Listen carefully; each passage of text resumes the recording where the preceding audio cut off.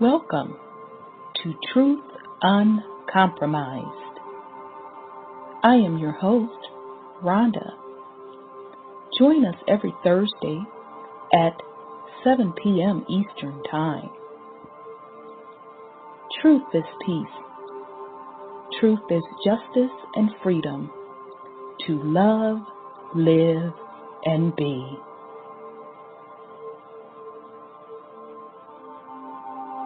Music provided by SourceVibrations.com.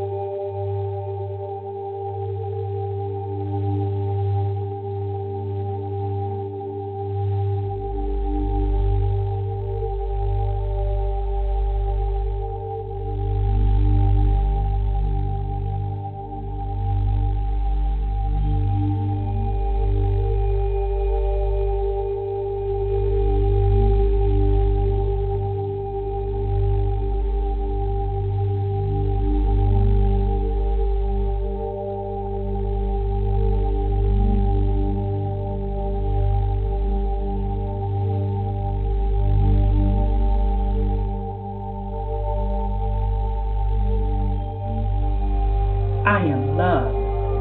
I am peace. I am free. I have abundance. I have everything within me. For I was, for I am, for I always be. We are love. We are peace. We are free. We have abundance. We have everything within us. For we are, for we will always be. For Mother Earth is love. For Mother Earth has peace. For Mother Earth is free. For Mother Earth has abundance. For Mother Earth has everything within her. For she was, for she is, for she will always be. And so it is spoken. So it has been written, and it is done.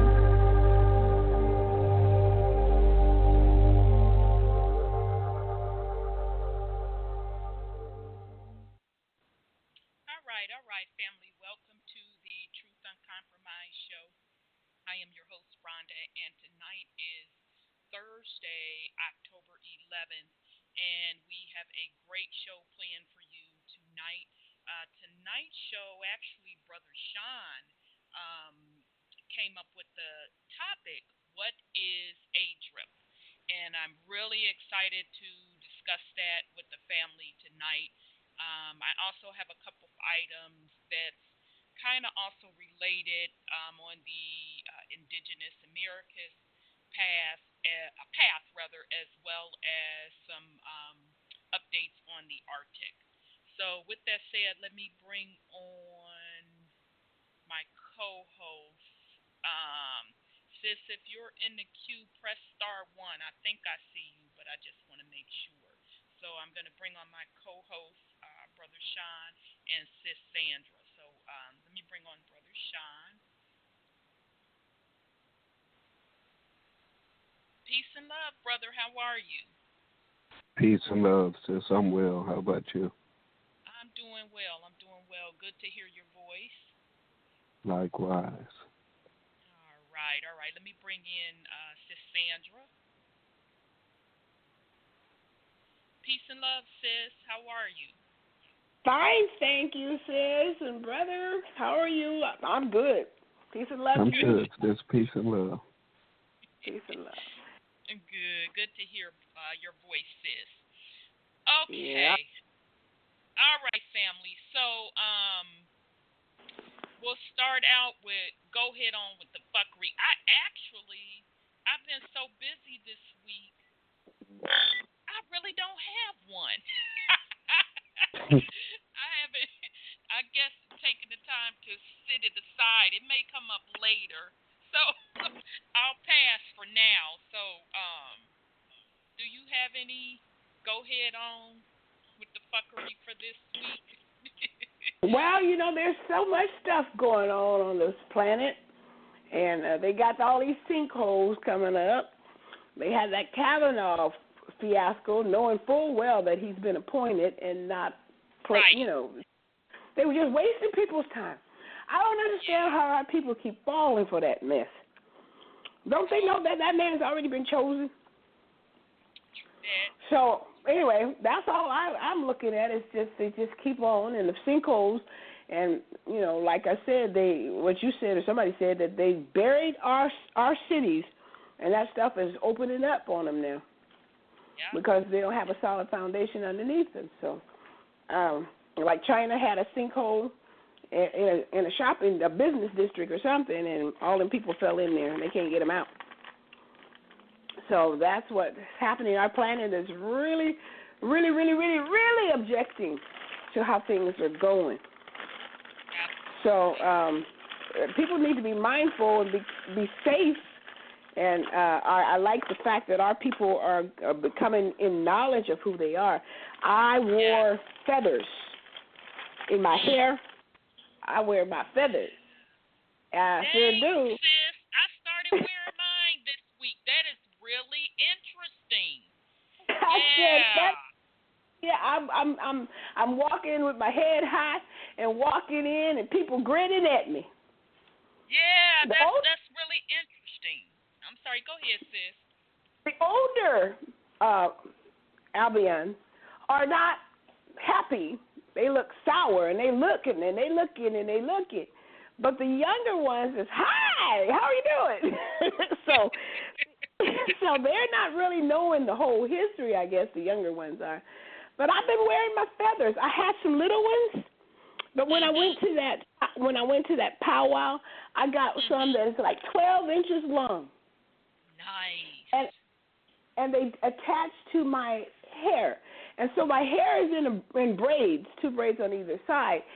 And my son said, whoa, you sure look like an Indian. I said, well, I tell you what my heritage is. It just takes a little bit of costuming, and everybody can see who you are.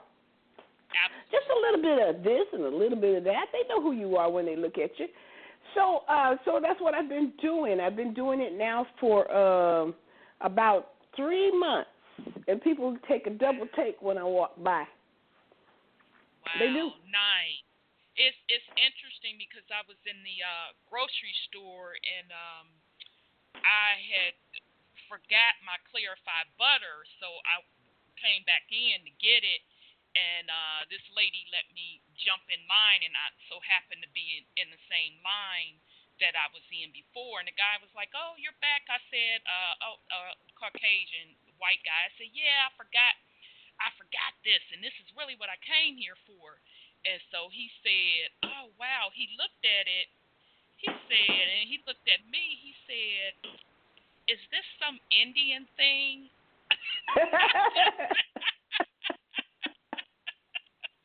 I fell all the way out. I said, "No, it's just clarified butter." That reminds me, I told the man I needed some kosher foods, and I said, because I'm kosher. He was an Indian man. He said, "I know you are." I said, "Oh, okay." He said, "We could try to do that for you." So it's interesting they do know us. Yeah. Always that's real interesting. Yeah. I'm like, now this is coming from a white guy. Like, what is this, the Indian thing? So I found that No, funny. but this is a East India dude that said that to me. Oh, yeah. They're a lot of them, because, I work with a lot of them. I do contracting on the IT side, and a lot of them are over here in IT. Yeah. So I've been working with them for way over 10 years, and they're up on our culture much more than we think that they are. The only thing that they're confused on is that whole slavery narrative, as they should be, and right. Who really owns the land. So, when we get on that subject, because it has come to my attention, because since I'm melanated and they're melanated, they'll ask me stuff. They're more comfortable asking me, and I break that shit politely right on down for them. And they're like, oh, yeah, that makes more sense, what you're saying. So that's interesting that you bring that up. Yep, they're coming into the knowledge of it. And then I went in front of our people at AAA. I went to AAA. That's the whatever, Automobile Club. And every one of us who looked at me broke out in a big grin. And they kept eye contact with me until they can get to me to speak to me. And they're like, you can feel the relief on their face and in their breathing and everything when they saw, wow, she's out there. Yep, our people are happy too. And I wouldn't be surprised if a whole lot of folks are going to start wearing some feathers. Yeah. I just thought it was interesting that you bring it up today because, I had mine, and I said, wait a minute, I'm supposed to be wearing my feathers when I go out. I'm going to have to start doing that. So that's interesting that you brought that up. Real interesting. All right, Brother Sean, do you have any go-ahead on with the fuckery for this week? Yeah. Going back to something y'all had touched on last week about them saying that 7 or 10 days all technology is going to be out. Oh, yeah. Ain't that Y2K all over again? Yeah, well. Yeah, pretty much. And I know they had people running out, buying all this extra shit, particularly at Home Depot. And I had my one coworker cracking up at the time because we were in IT, so we know what Y2K really meant. So I'm like, I'm gonna be sitting right on my motherfucking couch as this stuff jump off with my glass of wine in my hand. So we would laugh about it because we literally knew what it meant. It was just flipping a two-digit number, going from a two-digit number all the way to an infinite number if you were smart. Anyway, if you upgraded your system smartly, you would have made that number infinite and not even 4 digits. But yeah, that's a good point, Brother Sean. And now there's not too much propaganda, but I have seen some propaganda saying that the sun is dead. I'm like, how stupid can you be? No sun, no life. Okay? It's not dead. It's just they're putting lights and mirrors up high. All of the things that's next to the sun. So that's a good point, Brother John. A lot of stuff that I'm seeing coming out. Go ahead.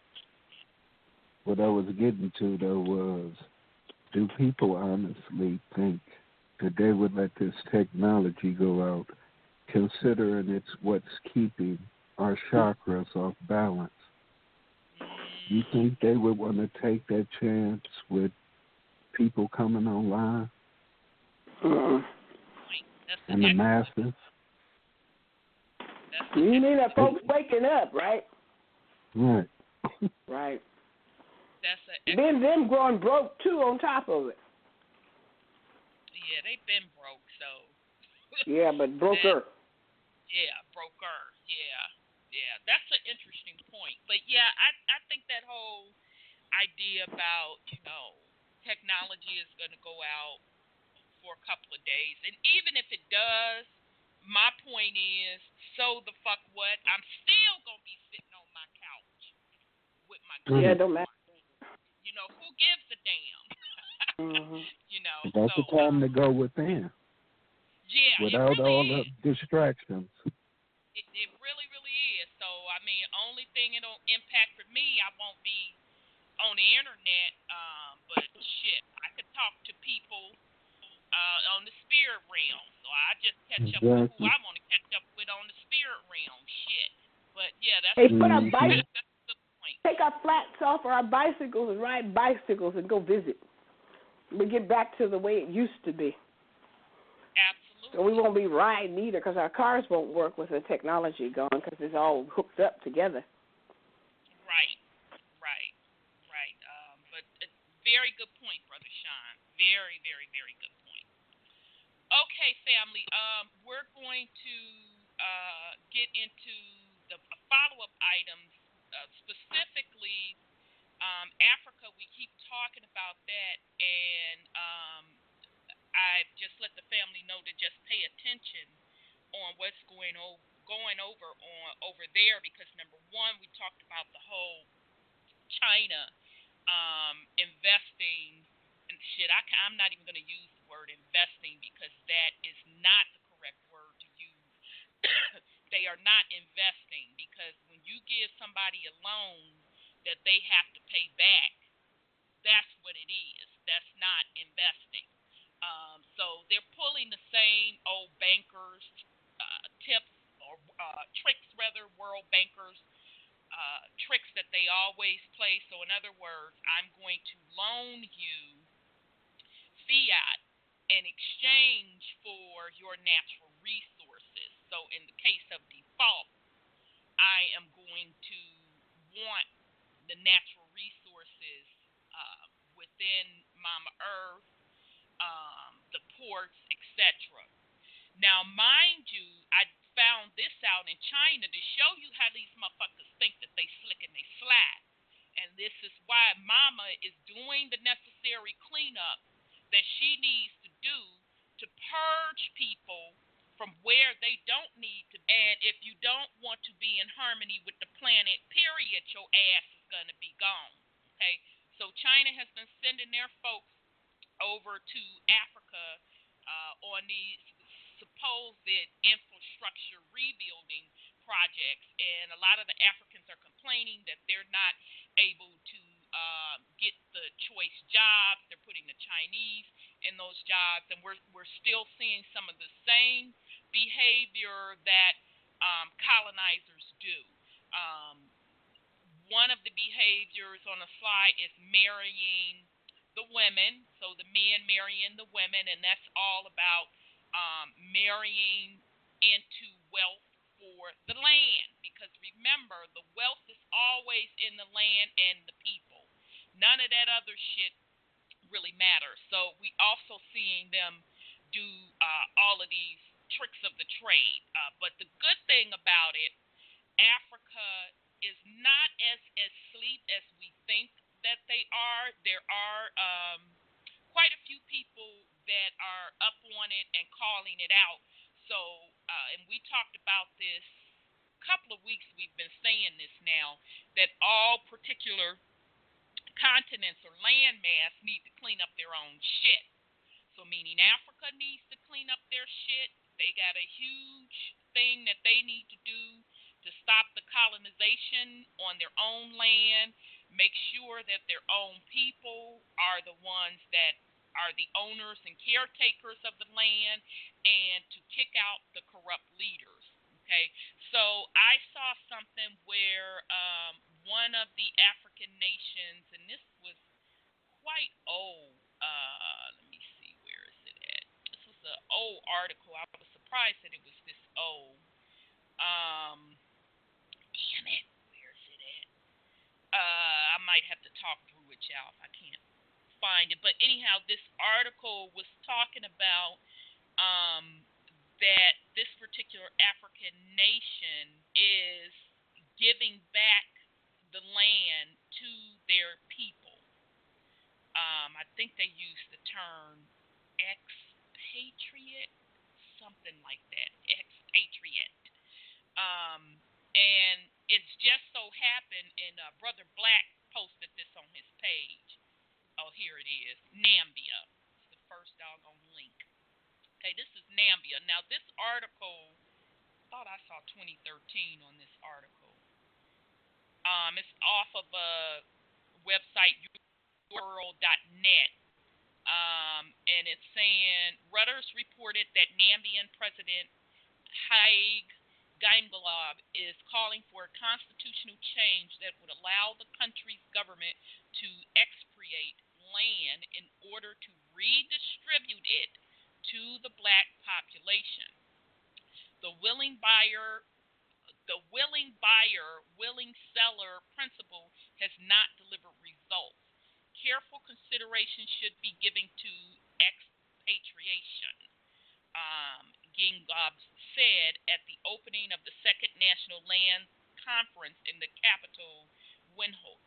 The plan for Nambia is to transfer 15 hectares of land, roughly 43% of its arable agricultural land, to black people that have previously been disadvantaged by 2020. There go that 2020 again. The redistribution has already started, with 27% of it being redistributed as of the end of 2015, according to data from the Nambian Agricultural Union. We need to revisit constitutional provisions to allow for expropriation of land with just compensation, as opposed to fair compensation, and look at foreign ownership of land. Damn, this screen keeps jumping. Sorry. Literally, my screen keeps jumping. I'm losing my place. Okay, and look at foreign ownerships of land, especially absentee landowners. It is all our interest, particularly the haves, to ensure a drastic reduction in inequality by supporting the redistribution model. I'm not going to be able to read this. This damn screen keeps jumping. Horrible website has started with 27% of it being distributed. One thing that may influence this is Nambia's neighbor to the south, South Africa, one of the strongest economy countries in the region. South Africa recently announced that it is currently in the process of amending its land ownership laws, which is something that has investors concerned. Even Donald Trump made a tweet criticizing the move, though that may earn it as many backers as well as detractors, both in the U.S. and abroad. In many ways, the situation that led to the circumstances in Nambia mirrored those that took place in South Africa. In the 19th and 20th century, thousands of black Nambians were thrown off their land by white settlers and banished to crowded homelands called Bantustans. On these Bantustans, the natives were denied official ownership and tenure rights. While there is no guarantee that Gaingalob, the leader of Nambia plan, is going to come to fruition, it does open up a lot of interesting questions as to whether or not the example set by South Africa could lead to a domino effect in other countries in the region with similar shared history.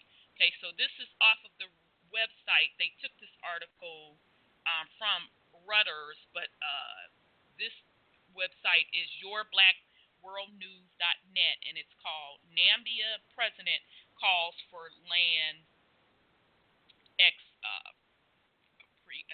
sorry, y'all. This screen keeps jumping. Okay, I had to get out of it. Okay, so just once again, that's something for us to pay attention to, because we are next to start getting the discussion going about the indigenous people rights and land, etc. And once we get into this ADRIP, and I, number one, want to thank Brother Sean for bringing this topic up, because, y'all, we're going to read through it and talk through it. But when I tell you, it blows my locks all the way back, the amount of information that's packed in here and how powerful it is. And these are one of the tools that we in the Americas, and when I speak of the Americas, not only on what we call the United States, that's also including the Caribbean islands and South America as well, and North America. This is just one of the tools, and a very powerful tool, that the indigenous people should be using to claim your ancestral land and birthright. So I'll pause in case somebody want to put something on that article. I use that with my mortgage company. I sent it out to people. That Instagram. I'm sorry. Go ahead. That letter shows them that they don't have any rights, and I admonish everybody. If you don't have any time to listen, you need to listen to you if you're going to go through this ADRIP, because it is potent. It's important, and it's potent. So we need to pay attention to it, because I done went through the taxes. They haven't responded. I done went through a lot of people, and they don't respond, because when they read it, they know that they're lost, but they don't want you to know that. Right. So that's all I have to say. Yeah, and we're gonna jump right into it, because I want to make sure we get in as much as possible tonight. The other stuff I'll just other follow up I'll do in another show in next week.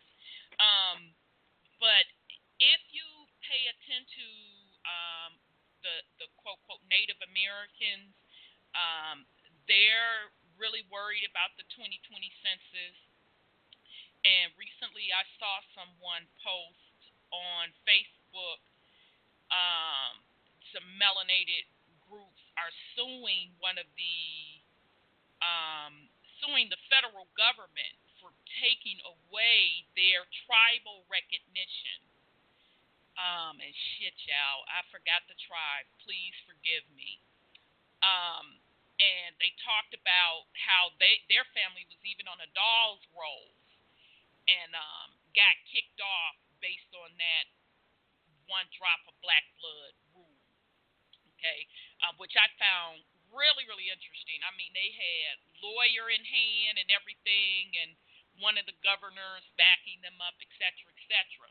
But once we go through this ADRIP, you're going to see that you don't even have to go through all of that, okay? Because me personally, I'm not going to be recognized with the Native Americans, okay? Because that is still falling under U.S. corporations' jurisdiction. Okay, now I'm just talking for me. Anyone else, you're free to do what resonates in your heart and for your particular situation and for your family. But I'm not interested in that. Where I'm going with it, it's definite. Everything you need is in ADRIP. So I'm going to find the link to ADRIP, and then we're going to get started. And beforehand, Brother Sean, did you want to put something on it? I also sent you a link on OAS. I sent it to you on Messenger. Okay.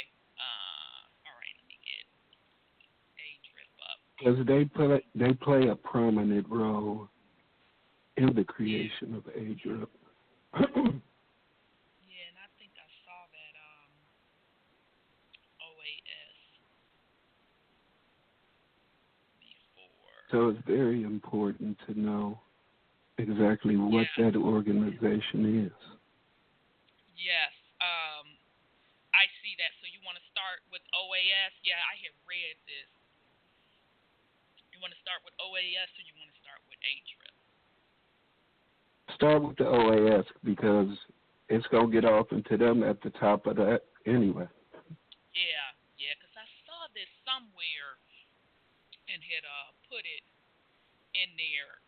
Okay, so OAS is, and you can get this off of OAS.org.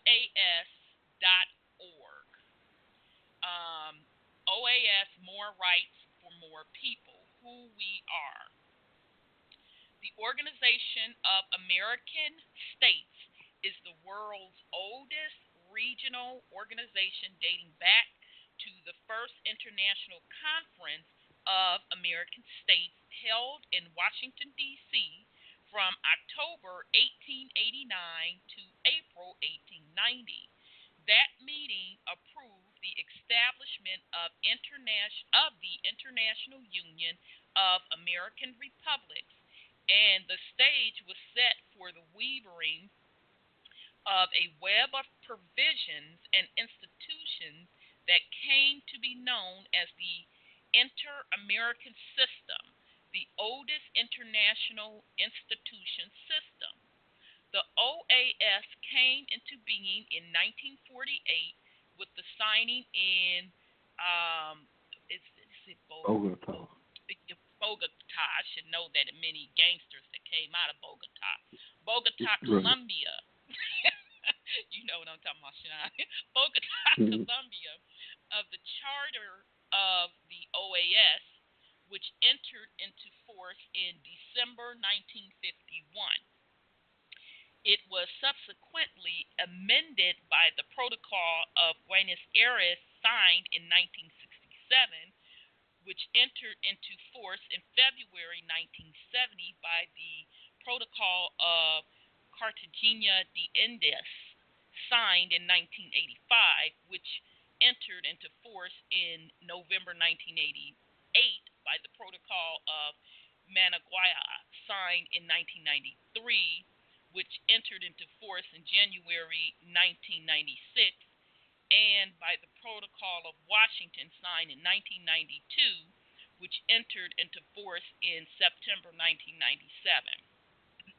The organization was established in order to achieve among its member states, as stipulated in Article 1 of the Charter, an order of peace and justice, to promote their solidarity, to strengthen their collaboration, and to defend their sovereignty, their territorial integrity, and their independence. Today, the OAS brings together all 35 independent states of the Americas and constitutes the main political, juridical, and social government forums in the hemisphere. I'm going to go to them 35 independent states in just a minute, because goddamn it, I want to know. Okay. You know I don't play that. We don't play that up in here, so just a second, fam. In addition, it has granted permanent observer status to 69 states as well as to the European Union. The organization uses a four-pronged approach to effectively implement its essential purposes based on its main pillars: democracy, human rights, security, and development. Okay, so just real quick, I'm getting ready to go to 35 states, but that 1948. So first of all, let's start back that it goes all the way back to 1889. Okay, so they would finish really defeating us. What in 1865 with the Indian Removal Act, or was it 1864? One of the two. Okay, so couple of decades after that, they put this into play. So that's my first thing. The second thing, they said that in 1948, they signed their charter. And matter of fact, when we get into ADRIP, I actually put down the definition of charter, because you're going to see that also in the ADRIP documentation, or the ADRIP declaration. Now, 1948 was also around the year of World War II, when they took their asses over to Africa, carved up that part with they're now calling the Middle East, and created that whole fake Israel thing, so carving up Palestine.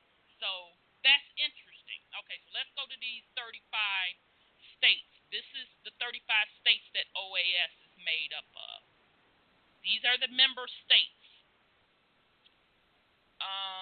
Antigua and Barbuda, Argentina, Barbados, Belize, Bolivia, Brazil, Canada, Chile, Colombia, Costa Rica, Cuba, Dominican, Commonwealth of, and then Dominican Republic, Ecuador, El Salvador, Grenada, Guatemala, Guayana, I'm probably not pronouncing that one right, so forgive me, Haiti, Honduras, Jamaica, Mexico, Nicaragua, Panama, Paraguay, Peru, St. Kitts and Nevis. I didn't know St. Kitts had something else up off of it. St. Lucius, St. Vincent and the Grenadines, the Grenadines, Suriname, the Bahamas, Commonwealth of, Trinidad and Tobago, United States of America, Uruguay, probably not pronouncing that right, so forgive me, Venezuela, Bolivarian Republic of. So, correct me if I'm not mistaken, isn't that the Americas, or am I just off base? Yeah. I just want to make sure I was right. Just want to make sure. Just want to make sure. So, if we missed any of those islands, they must be included. If we missed any of the Caribbeans, is what I'm trying to say, then they are by default included in the United States. So, okay, so those are the member states of OAS. And when we get into ADRIP, you're going to see how that applies. Okay, so hold on a second, because all of a sudden my link, now I got to research for my damn link. Here we go. I think this is it. And this is online, family. You can download a copy, which I encourage you to do. I got it off the site www.narfnarf.org. You can literally download you a copy. Okay, so I'm just downloading one on this PC because I didn't read it off of this PC. Okay, so American Declaration on the Rights of Indigenous People, adopted at the third plenary session held on June 15th, 2016. So that wasn't too long ago at all. What, 2 years ago? All right. That's what I get now. I done lost the damn link. Okay, here we go. The General Assembly, recalling the contents of Resolution AG/RES 2867, and then they give the volume number, draft American Declaration of the Rights of Indigenous People. So that's where ADRIP comes. That's the abbreviation of ADRIP, as well as all previous resolutions on this issue. Recalling also the Declaration on the Rights of Indigenous People in the Americas, documented AG/December 79, and then it gives the volume of that volume number of that, which reaffirms that progress in promoting and effectively protecting the rights of the indigenous people of the Americas is a priority for the Organization of the American States.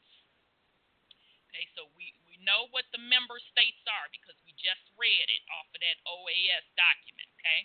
So this applies to all of the Americas.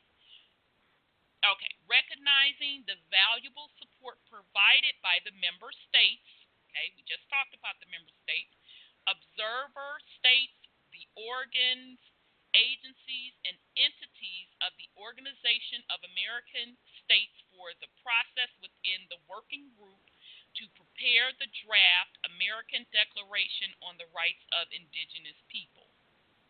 Okay, so that first sentence, just note that they're calling out all of those member states, so all of those 35, that see how slick they are with it? Got folks running around calling them countries, okay? But it's still part of the Americas. But this one particular sentence is putting them all on notice, saying any of your organizations, agencies, or entities operating within these member states / Americas, this shit applies. Okay, so that's basically what that's saying. Okay, recognizing as well the important participation of indigenous people of the Americas in the process of preparing this declaration and taking into account the significant contribution that the indigenous people of the Americas have made to humanity. Resolve to adopt the following draft American Declaration on the Rights of Indigenous People. Okay, and so they have two footnotes. The first footnote, they have footnote 1 and 2. So the first footnote 1, the United States remain committed to addressing the urgent issues of concern to indigenous people across the Americas, including combating societal discrimination against indigenous people. And this is number 2, footnote 2, Canada reiterates its commitment to a renowned relationship with its indigenous people based on recognition of rights, respect, cooperation, and partnership. Canada is now fully engaged. Okay, so I'm on page 3. America's Declaration on the Rights of Indigenous People, Preamble. The member states of the Organization of American States, herein the states. Okay, so now you know what the states are. And remember, you can go to the OAS member state and read all of the states or all of the Americas that this particular declaration applies to. All right. So the member states of the Organization of American States here within the states recognizing that the rights of the indigenous essential and of historic significance to the present and future of the Americas. The important presence in the Americas of indigenous people and their immense contribution to development, plurality, and cultural diversity, and reiterating our commitment to their economic and social well-being, as well as the obligation to respect their rights and cultural identity, and that the existence of indigenous cultures and peoples of the Americas is important to humanity, and reaffirming that indigenous people are original, diverse societies with their own identities that form an integral part of the Americas. Concern that indigenous peoples have suffered from historic injustices as a result of their colonization and dispossession of their lands, territories, and resources, thus preventing them from exercising, in particular, their right to develop in accordance with their own needs and interests. recognizing the urgent need to respect and promote the inherent rights of indigenous peoples, which derive from their political, economic, and social structures and from their cultures, spiritual traditions, histories, and philosophies, especially their rights to their lands, territory, and resources. So I'm going to stop, give me a sip of water.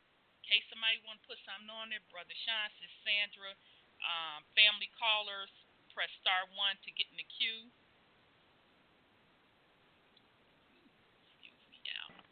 What I want to say is that I was reading something from the Native Americans. They have been forcing or supporting that ADRIP because obviously they got a wrong understanding of who they are. But they were. No, I said go ahead. I had got excited when you said that. I didn't want to cut you off. Oh, I see. So they have been supporting it through their legal, their campaigning, and all this kind of stuff. And I said, that's interesting that they would try to garner support in all their tribes to support that. Because I went and I registered for something, if I can find an email to it. I registered for legal stuff as an American Indian, and it was the Native Indians that responded because they're the ones who stand behind that ADRIP stuff. So I just think it's just interesting that they would even stand behind that when in 2009, to get Medicare, they have to have, I think, 50% of American Indian in them to get it.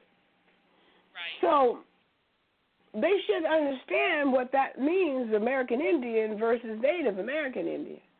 But I guess they're not getting it.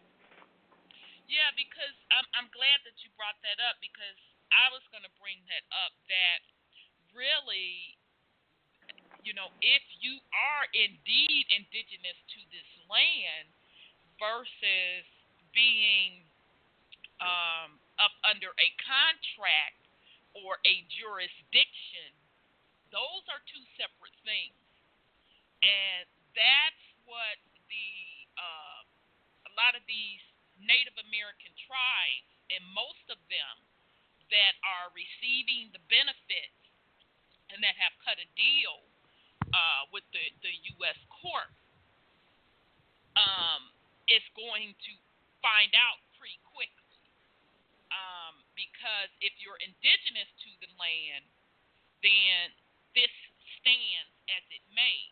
But if you're not, and you were classified as native, that's two separate things.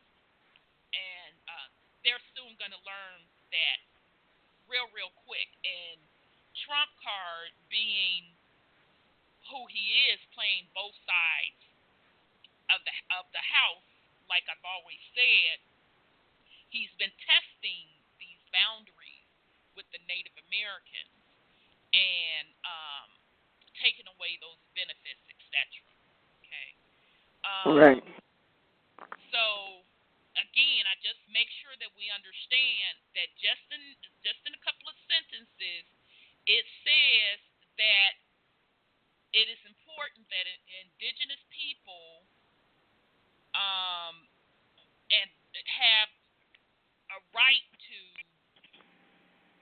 and they have the commitment to their economic and social well-being, as well as respect to their rights and cultural identities.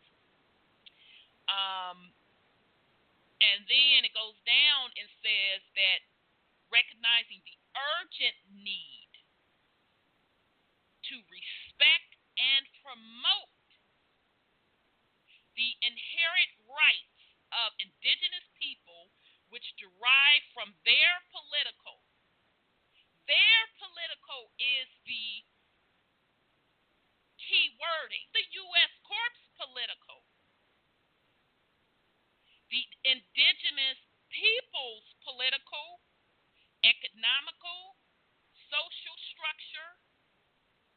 derived from their culture's tradition, and especially their rights to land, territory, and resources.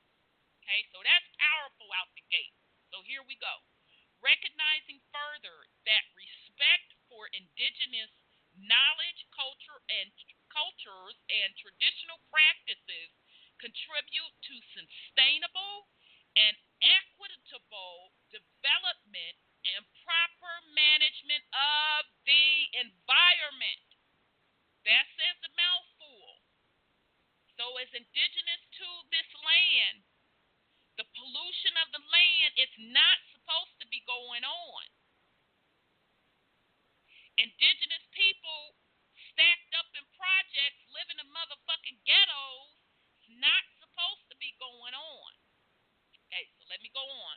Bearing in mind the progress achieved at the international level in recognizing the rights of indigenous peoples, especially the 169 ILO Convention and the United Nations Declaration of the Rights of Indigenous People. And I thought that I had looked up that ILO. Let me see. I thought that I did. Yep, I looked it up. Okay, so bear with me here. All right, so we're not missing nothing, goddammit. So here is what they're talking about, that ILO. ILO, and they literally have their own website. This is www.ilo.org, International Labor Organization. And the name of this is Indigenous and Tribal Peoples Convention. This was back in 1989, number 169. This was the convention concerning indigenous and tribal peoples in independent countries. Okay. All right, so this is pretty long. I'm just going to read the preamble and then the rest of the article through yourself.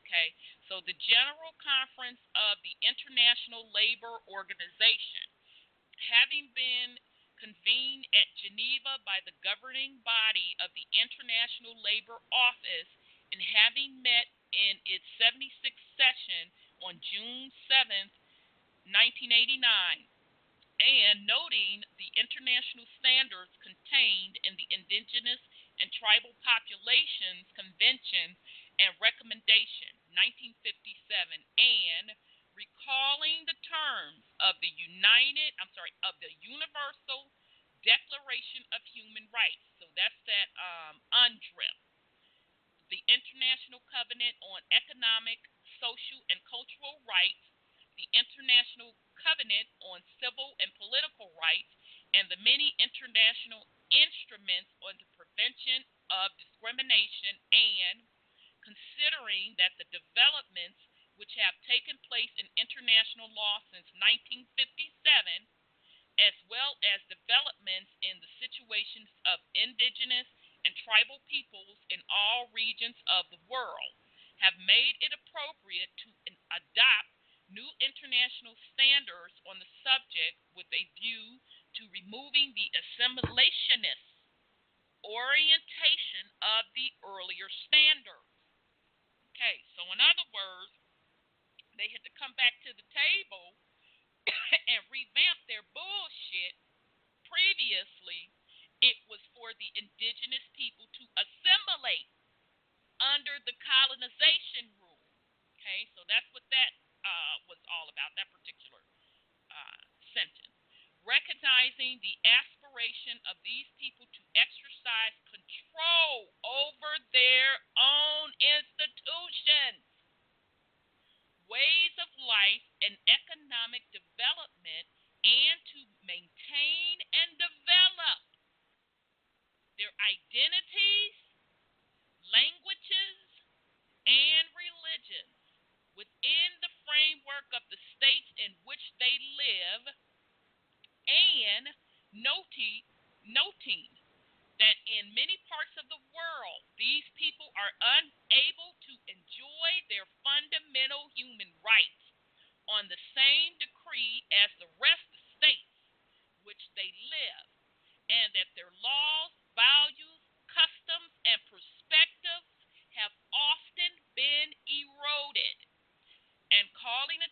attention to the distinction contributions of indigenous and tribal people to the cultural diversity and social and ecological harmony of humankind and to international cooperation and understanding, and noting that the following provisions have been framed with the cooperation of the United Nations, the Food and Agricultural Organizations of the United Nations, the United Nations Educational, Scientific, and Cultural Organization, and the World Health Organization, as well as Inter-American Indian Institute at appropriate levels and in their respective fields, and that it is proposed to continue this cooperation in promoting and securing the application of these provisions.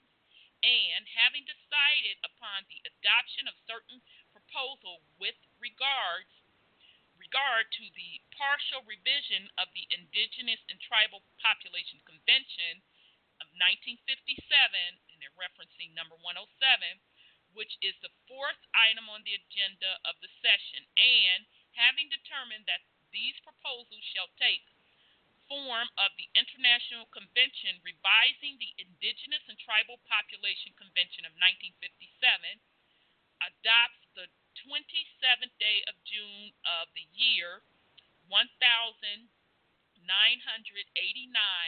the following convention, which may be cited as the Indigenous and Tribal Peoples Convention 1989.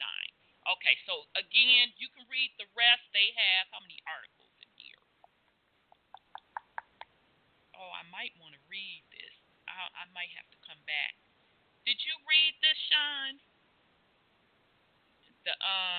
Not all of it. Yeah, it's I read pretty the preamble powerful. just like you did. Yeah, but and you can read through it, family. Some of it is going to be repetitive and ADRIP, but there is 44 articles. Okay, and that's no accident. 4 plus 4 is 8. You know, 8 is infinity. Okay, but among those articles in the sections, it talks about land. It talks about condition of employment, vocational training, security and health, and education, communication, contracts, etc. So it's a good read, but a lot of it we're going to cover in ADRIP. But I'm sorry, go ahead, sis, go ahead. You know, I'm going to bring up a spiritual side of this stuff that's printed in the Bible. It's Psalms 83.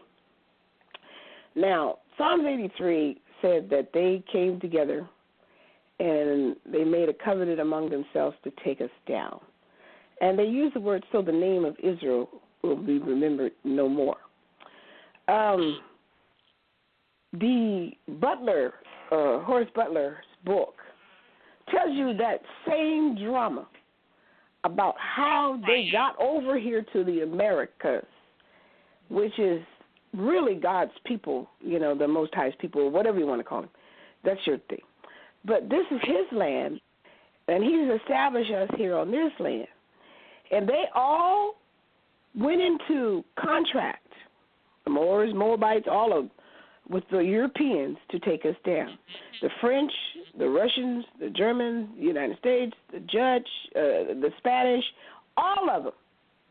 It took all of them to take us down.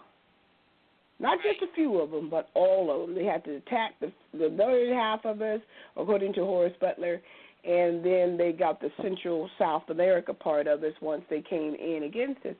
That fits the scripture. It fits Psalms 83 because they all got together and took us down. The problem is everybody who's still under that doctrine of Christianity believes Israel is over there. But that scripture is talking about the nation that's remembered no more, and that's the indigenous people of this land. And they call us American Indians. they do not remember us anymore because, as you said in the beginning of that thing, they try to assimilate us into their cultures. But it's kind of hard to assimilate this color. There's no way in the world they're going to assimilate this color. But they tried really, really hard to destroy us with their diseases, with their wars, with their language, with their spells, their technology. They've done everything that Scripture says that they would do to quote-unquote Israel, so the name of Israel cannot be remembered anymore. But the name of Israel is being remembered. They took that name, and they're using that name to pretend like they're us. But that's not what that Scripture was talking about, because they weren't taken down like that. We were. Right. All of them got together to take us down. It took massive amounts of them to get together to take us down. And they've been fighting us for years and years and years until somebody in our culture, and I ain't going to call names, got together, you know who I'm talking about, Brother Sean, got together and worked with them to help them to take us down. Because we did not agree, but we went down, and they're the ones who did it, and it fits Psalms 83 to a T. And for those who still on Christianity, you just think about that. Indeed, sis. Let me see. I think 832. So let me get to you before I get back into. And just to let the family know, I was reading that ILO 169 ILO to let you know that all of that declaration, and that's at the international level, is also included in ADRIP. Okay, so let me bring on 832. Here we go, brother 832. Okay, peace and love, brother.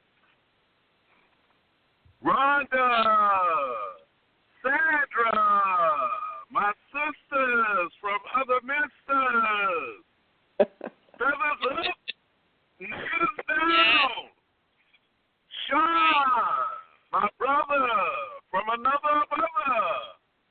I'll be sitting on the throne, looking from down on high. You know, have you seen Dane's latest one? Just came out probably in the last week or so, talking about nationality specifically. You might want to look that up, Rhonda. Okay, I haven't seen it yet. Let me percolate. I'm paraphrasing some of the things that he puts out as far as nationality. And I love how he goes back to the Webster's Dictionary of 1828, because we really have to deal with the context of the root. Chief Warhorse, you shared that before.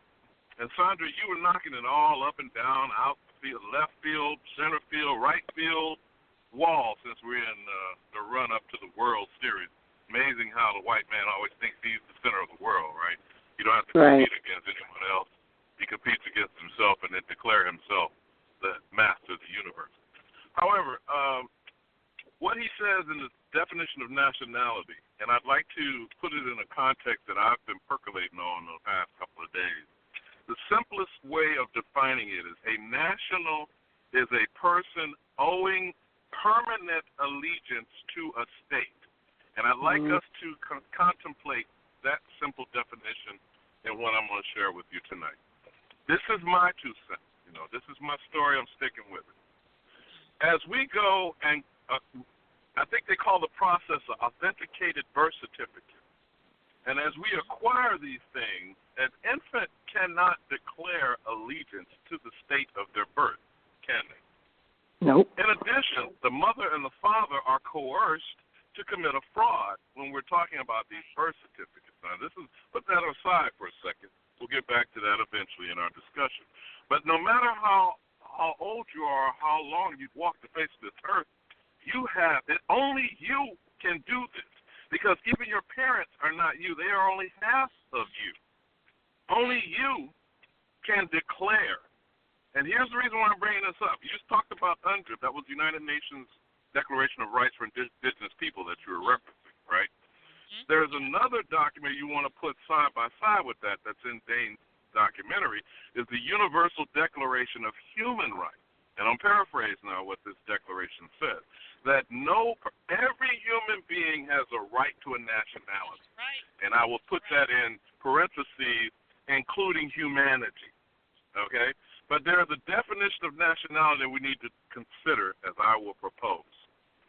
As you declare, and I mean permanent allegiance, to the state of your birth, we will start this journey that we've been discussing for weeks now, Rhonda, about finding out who you are, what your family is, and what your genetic lineage. Okay? Right. But by starting there, you declare allegiance to the state of your birth, and here's the reason why. You will have one basis of nationality. Because the United States citizen, that's a question he asks, and knee-jerk response from most of us, even those of us who are conscious and enlightened, would say yes. However, the United States is not a state. The United States is the authority that's bestowed upon it by the individual 50 states that therefore create a federal national status, but that status is not a state. So no matter what allegiance you swear to it, while they wave the flag, they try to drop kick Colin Kaepernick in his behind and all this other stuff for the republic for which it stands, none of that matters because the United States is not a state. Only one of the individual 50 states could you declare permanent allegiance. So just keep that in mind for a second, okay? Then the second half, again, this is my perspective. As you get that authenticated birth certificate, as you trace your family tree and get your genetic heritage and lineage verified, it will, I keep saying this is my point about the timeline, from 1830, the Indian Removal Act, to thereabouts 1876 or the completion of Reconstruction, we're talking about a 50-year time window, okay? If you can trace your lineage, and I'm saying it's probably minimum your great-great-great-grandparents, so that's 2 to the 5th power. 5 generations back. That should get you somewhere in that timeline. Here is my perspective on why. Number one, and you said this repeatedly, Rhonda, they know who the hell they removed. Sandra said this too. They know they removed us from the southeast farm of this land. This is what Chief Warhorse keeps talking about. That all of us originated from there anyway. She also points out, you're familiar with Choctaw, not Choctaw.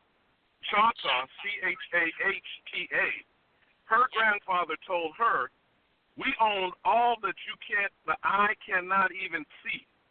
And what was considered their land, and Choctaw, by the way, Sandra, is the Native American designation of God's people, by the way, went from the peak of the Appalachian Mountains, which is really near the Canadian border, to what we call Mexico today, or the Gulf of Mexico. We already know about the big heads, the Olmecs, those great stone heads. She has also revealed that there is a Choctaw Mountain as far south as Bolivia. And those big stone heads in that particular region were built out of bricks. So the Choctaw, we can already geographically state, as Sandra has shown, that these God's people go from Bolivia to Canada. Okay, just use that for just context for a minute. So now, when we go genetically trace ourselves to this time window I'm saying from 1830 to 1876, find out whatever tribe that is, I don't care what it is, you're going to find some tribe at the end of that trail. A tribe or a group of people, by definition, is a nation.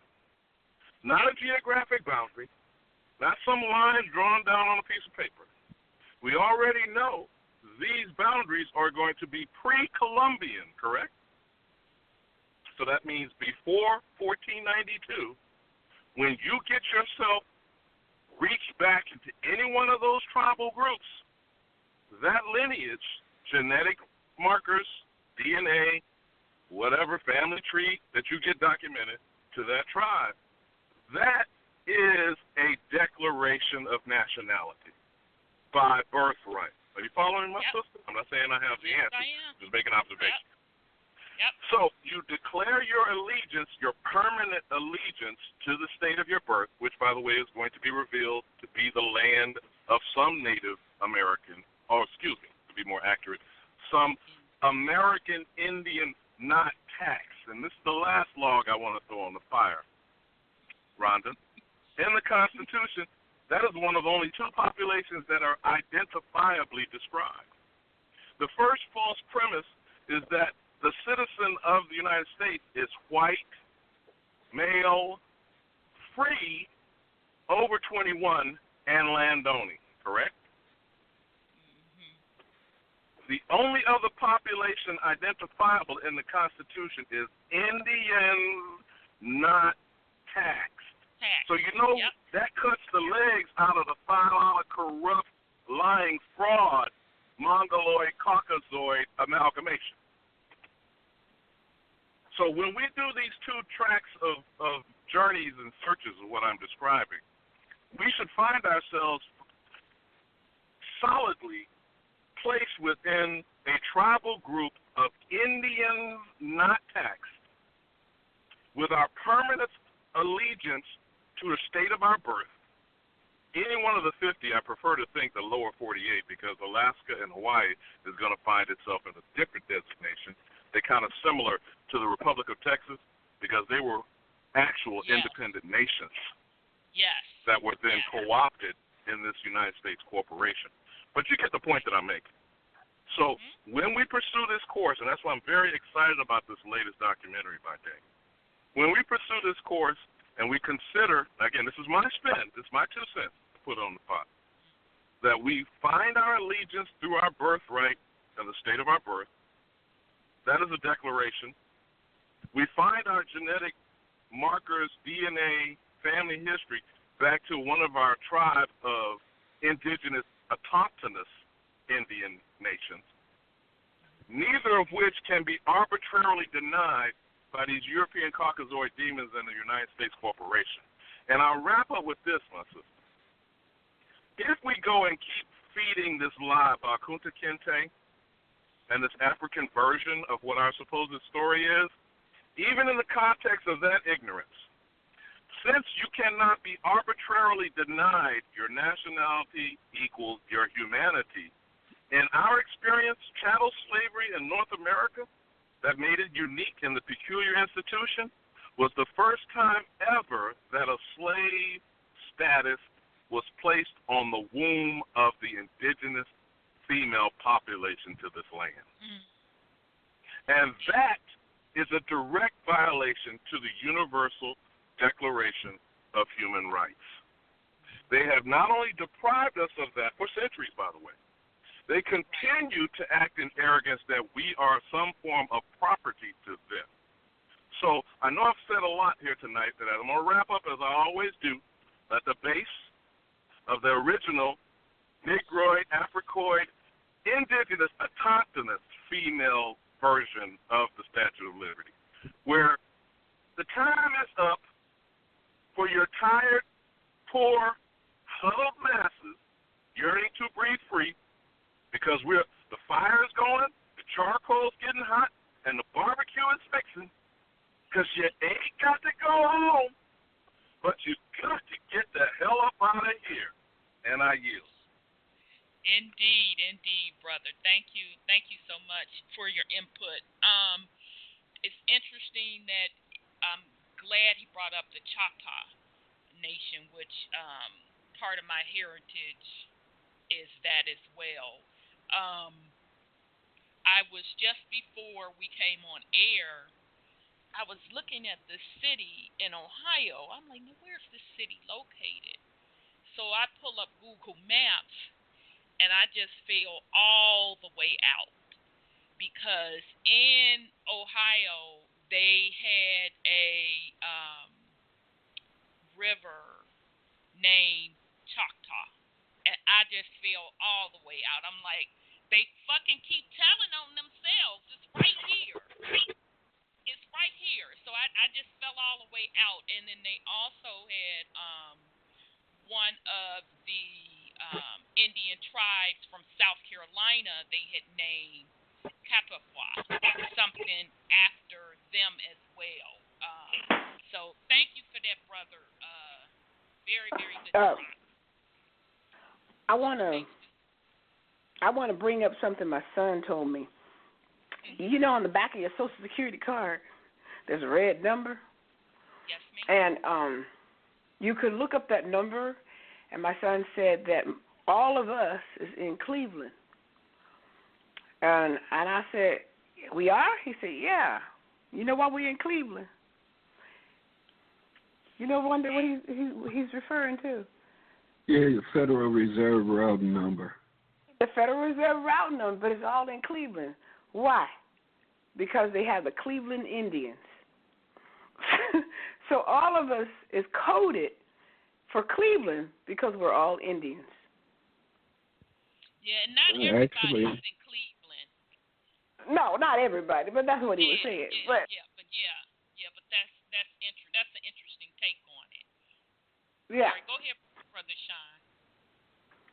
There's actually 2 Federal Reserve banks here, but what's ironic, Indigenous People Day / Columbus Day, the Indians got their butt whooped, the Braves got their butt whooped, and I think the Redskins got their butt whooped that day. Oh, my. They're going to try to put out something. They can go with the fuckery now because as they putting that out, Mama Earth is putting her shit out. And I don't have time to go over it tonight. I'll squeeze it in next week. But they're behind the scenes putting out scientific articles talking about the electromagnetic field heating up the planet and becoming very active, and talking about the Arctic melting. So I have 2 articles to share on that, and this one travel article actually broke down a lot of tools in the Arctic. So I'm saying all that to say they know what time it is and what age we're in. They're just hoping and praying that we don't. And we're not going to follow through with it, and it's not going to happen. Because even if we were, as the indigenous people across this planet, decided to sit on our ass, Mama ain't going to sit on hers. So they can forget that. But that's a very good point, Brother Sean, because even in Columbus, Ohio, they did the shit slick. I was straight rolling. They just came out and said, "Oh yeah, by the way, we're not celebrating Columbus Day this year. State employees, bring your motherfucking ass into work. You ain't get the day off. We're gonna celebrate Veterans Day." And they told them they're doing that because of budgetary cuts. So, I just kind of cracked up because around the country, or the states, what they're calling states, they're not recognizing Columbus Day anymore. They're renaming it Indigenous Peoples Day. But that's a very good observation, Brother Sean. But they can go on with the fuck. That ain't changing nothing. Because you're big anyway. I'm sorry, go ahead, brother. To give you a different perspective in your narrative as you proceed, think about the fact that the EU is part of those member states, and there's something like 69 states over in Europe. Yes. And then also think about the fact that those member states still carry colonial names. They didn't change them back to indigenous names. Yeah, that's a very, very good point. I'm trying to find the EU. There's 28 member countries. If I can get them. Since you brought that up, thank you for bringing that up. All right. Well, Trump is trying to get out of the UN too. He don't want to be a part of it anymore. Of the the human rights a part of it. I don't know if your phone's breaking up, but mine's breaking up. Yeah, I kind of hear it in the line. Yeah. So, well, that's to be expected. right, so That here's the EU's member countries. Now, they have 28. Austria, Belgium, Bulgaria, Croatia, Cyprus, Czech Republic, Denmark, Estonia, Finland, France, Germany, Greece, Hungary, Ireland, Italy, Latvia, Lithuania, Luxembourg, Malta, Netherlands, Poland, Portugal, Romania, Slovenia, Spain, Sweden, and the United Kingdom. Okay, so they're also a part of that OSU. OSA. I'm trying to get it. OSA. Sorry about that. OSA that we read as well, which is the Organization of American States. Okay, so that also falls under that. Okay. Hold on, family. I'm going to dial in because since this line is acting funky, I need to have a backup. So bear with me here. I usually do it, but just in case. All right, so let's get back. All right, so bearing in mind also the progress made in nations of the Americas at the constitutional, legislative, and jurisprudential levels to safeguard, promote, and protect the rights of the indigenous peoples, as well as political will of states to continue their progress towards recognition of the rights of the indigenous people in the Americas. Okay. I'm on page number 4. I'm back to ADRIP now. Recalling the commitments undertaken by the member states to guarantee, promote, and protect the rights and institutions of indigenous peoples, including those undertaken at the 3rd and 4th summits of the Americas. Recalling as well the universality, inseparability, and interdependency of human rights recognized under international law. Convinced that recognition of the rights of the indigenous peoples in this declaration will foster among states and indigenous people harmonious and cooperative relations based on principles of justice, democracy, respect for human rights, non-discrimination, and good faith. Considering the importance of eliminating all forms of discrimination that may affect indigenous people and taking into account the responsibilities of states to combat them. Encouraging states to respect and comply with and effectively implement all their obligations as they apply to indigenous people under international instruments, in particular those related to human rights and consultation and cooperation with the peoples concerned. Okay, so here's the declare. Okay, so notice in the last sentence that the states are supposed to be effectively implementing the obligations as they apply to the indigenous people. Okay, so they're supposed to be honoring and upholding and assisting. Okay, so here we go. Declare Section 1. Indigenous Peoples Scope of Application. Article 1. The American Declaration on the Rights of Indigenous People applies to the indigenous peoples of the Americas. Now, this is where it's getting ready to get deep, y'all. Let me take a little sip of water. You refer to this document. When folks come to you, talking about some motherfucking nationality up under they shit, you go back to this document, read it for yourself.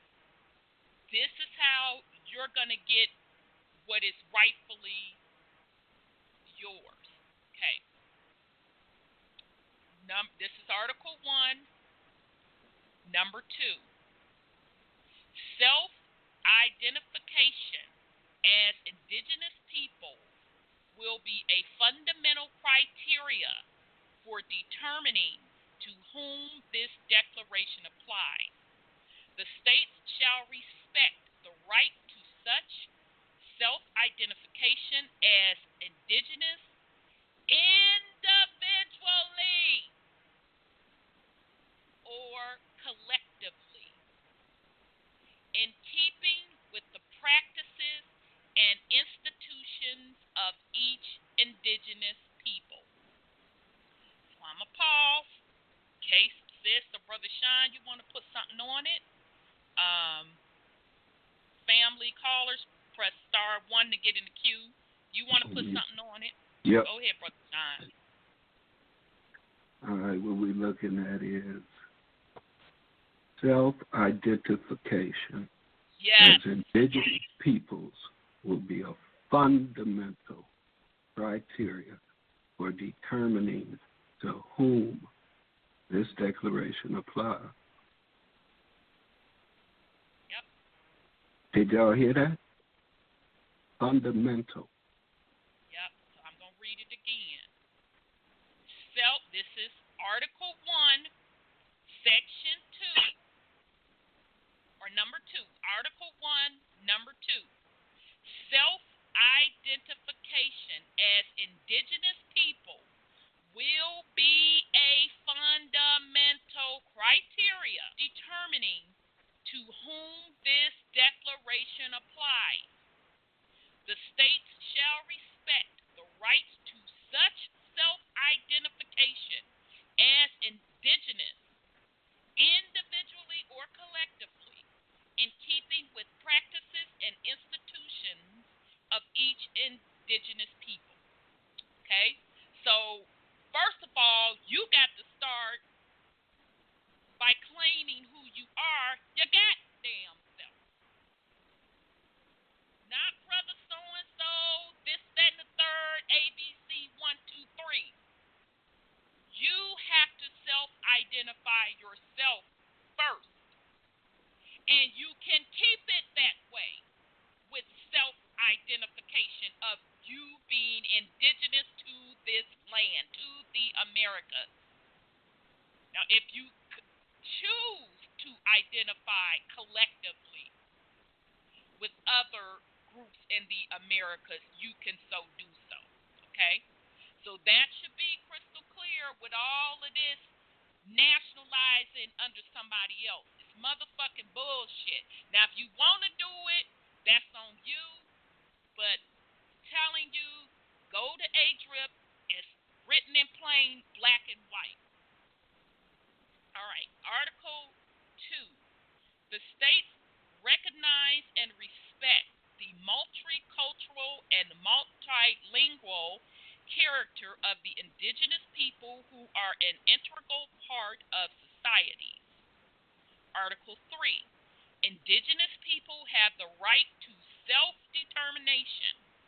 By virtue of that right, they freely determine their political status and freely pursue their economic, social, and cultural development. Okay? So again, Article 3 is letting you know, as an indigenous American, you have the right to self-determination. So meaning politically, how you want to roll, and that does not mean you have to roll within their confines of their corporate structure, their political party. You know, Sorry, go ahead, sis. That's what I did with the Social Security Department. And they try to tell you, oh, that's a third party. You know, that's not important. That doesn't necessarily mean nothing. But it does. It says it right there. You have to declare it that this is who you are. As 832 says, that you are a citizen of the state that you were born in. and therefore your tribe is there because they usually be there for thousands of years anyway. But, because if you don't say it, and I know a lot of people is afraid to say it. They're really afraid to say it. But say it. You can say it with feathers in your head. And they'll look at you, oh, you're an Indian. Yeah. Because you have the trademarks of what an Indian is, and we need to open our mouths and declare it. Brother Sean don't like the paperwork, but you still got to declare it, because the more you stay silent, the more they're gonna take us down and use us. But Mother Earth, like you said, is bucking against them, and they really going down because of how they treat us. And they know that this coming year, 2019, is a very important year on their books for us, because they know that their contract is totally over. They know that. So we have to return to our identities, one person at a time. And stop paying these people money for naturalization, because that means that you're going to be naturalized in your own home, and that is ridiculous. And they sell that stuff. They just had another graduating class with the, Moors. And I'm thinking, don't we listen? Don't we understand? We already here. This is our land, not theirs. But I'm going to say this. It's going to take all of us to identify ourselves before these people will start saying, oh, okay. Oh, okay. So I started my process. They need to say and start their process and get these people to realize. Even if you just tell your job, your boss, your mama, your brothers, just start talking about who you are. Because the laws that they prevented us from talking about who we are, they hung people who said they were American Indians. They tarred and feathered us and all that. That stuff is over. And people should not be afraid to say who they are anymore. They shouldn't be. Right. Indeed, sis. I just want to add that, now this is just for me. This is just what I'm saying. I'm not claiming their version of citizenship under their jurisdiction, okay, because I am not under their jurisdiction, nor am I a part of their corporate structure. Absolutely. I am indigenous to this land, point blank motherfucking period. End of story. Now, this is just me. This is just what I'm saying. So that's number one. Number two, this Phoenix Moon put out a video. It's only like 15 minutes called Discrimination. And in that video, she talks about her son having some issue with driver's licensing. And he put his status down as American Indian. And they gonna take upon them motherfucking selves to put African American, and they made them change that. Okay, so simple things like that. Any paperwork that you are dealing with that you have to, job applications, whatever, they're supposed to be declaring who you are. Now, as far as that African American status, just to let you know, Ghana, as a matter of fact, Trump's old lady, Melania, excuse me, I don't be knowing the lady's name. I don't be following like that. She went over to Ghana recently, and there's some controversy where they are deporting the Guyanans from the U.S. back over to Ghana. And because they wanted to put a military base on Ghana's land, and they told them to go head on with the foolishness.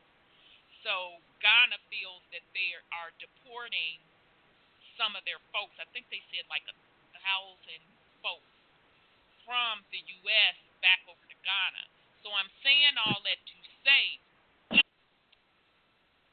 You're going to see a lot of that and we keep hearing about it. So don't think they just talking about the Mexicans. That's just to get it in your psyche about deportation, which, that's bullshit within itself because it's still America. But anyhow, what's going on behind the scenes are other folks are being deported back to their native land. Okay, so it is important for you to know who you are. Now, if that's what you want to do, to go to Africa or whatever, hey, that's your business, that's your right, but just be prepared for those nations not to claim you if you cannot trace your lineage back there. Okay, so that's all what we're saying. Just be clear on who you are, and only you can self-identify who the hell you are. It starts with self, which is what we've been talking about for 4 years now. Everything starts with self.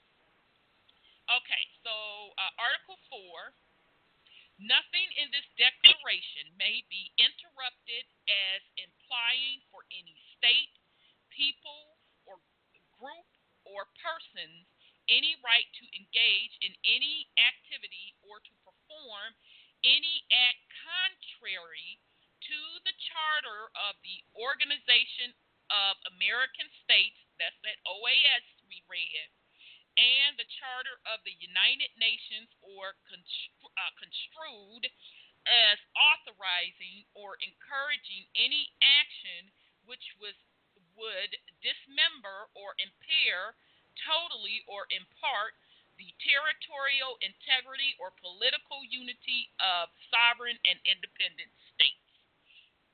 All right. Article 5. This is Section 2. Human rights and collective rights. And I'm on page 5. Article 5. Full effect and observations of human rights.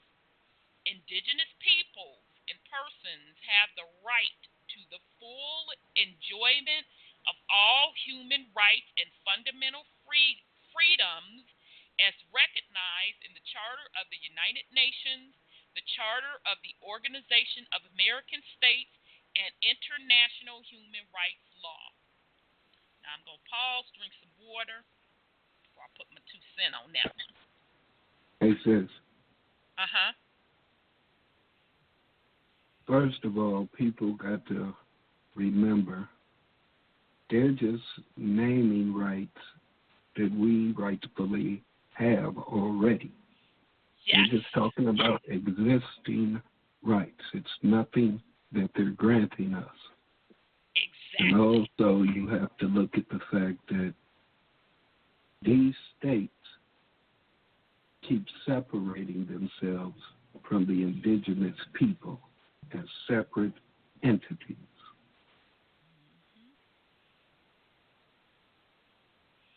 So you and they took still the had word.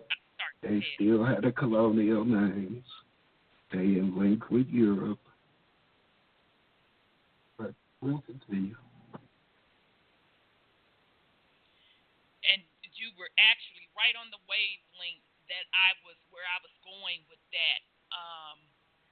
Because basically what we're not entering understanding as a collective, as indigenous people / melanated people / black / Negro / African American, that the reason that collective group calling themselves African American is because they still want their rights under the goddamn corporation.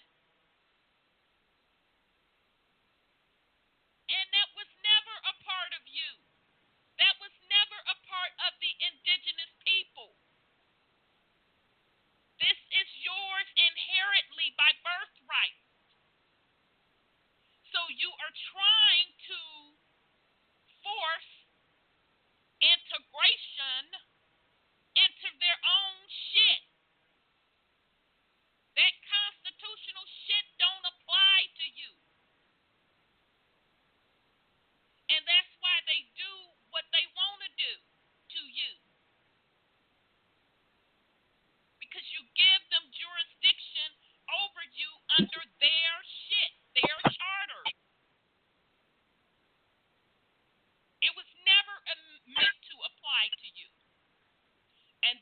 early awakening things that are going on. I'm sorry. Go ahead on, Brother Sean.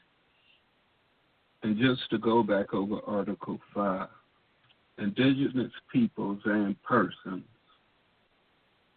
have the right to full enjoyment of all human rights and fundamental freedoms as recognized in the Charter of the United Nations.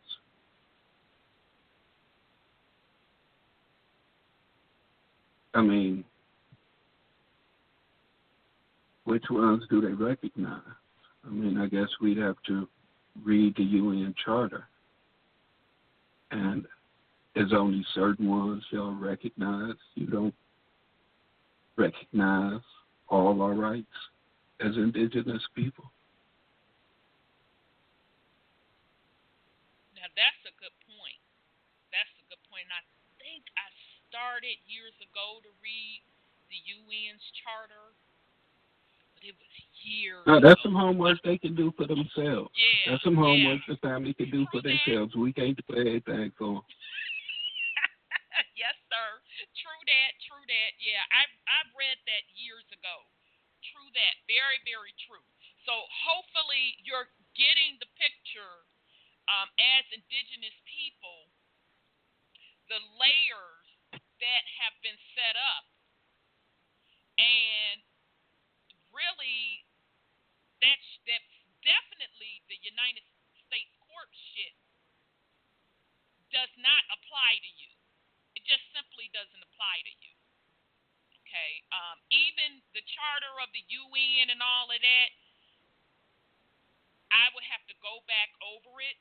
But again, as Indigenous people, you're not beholden nor under any of their jurisdiction. United Nations and the OAS, they are laying out for you what is supposed to happen to leave you the fuck alone as Indigenous peoples.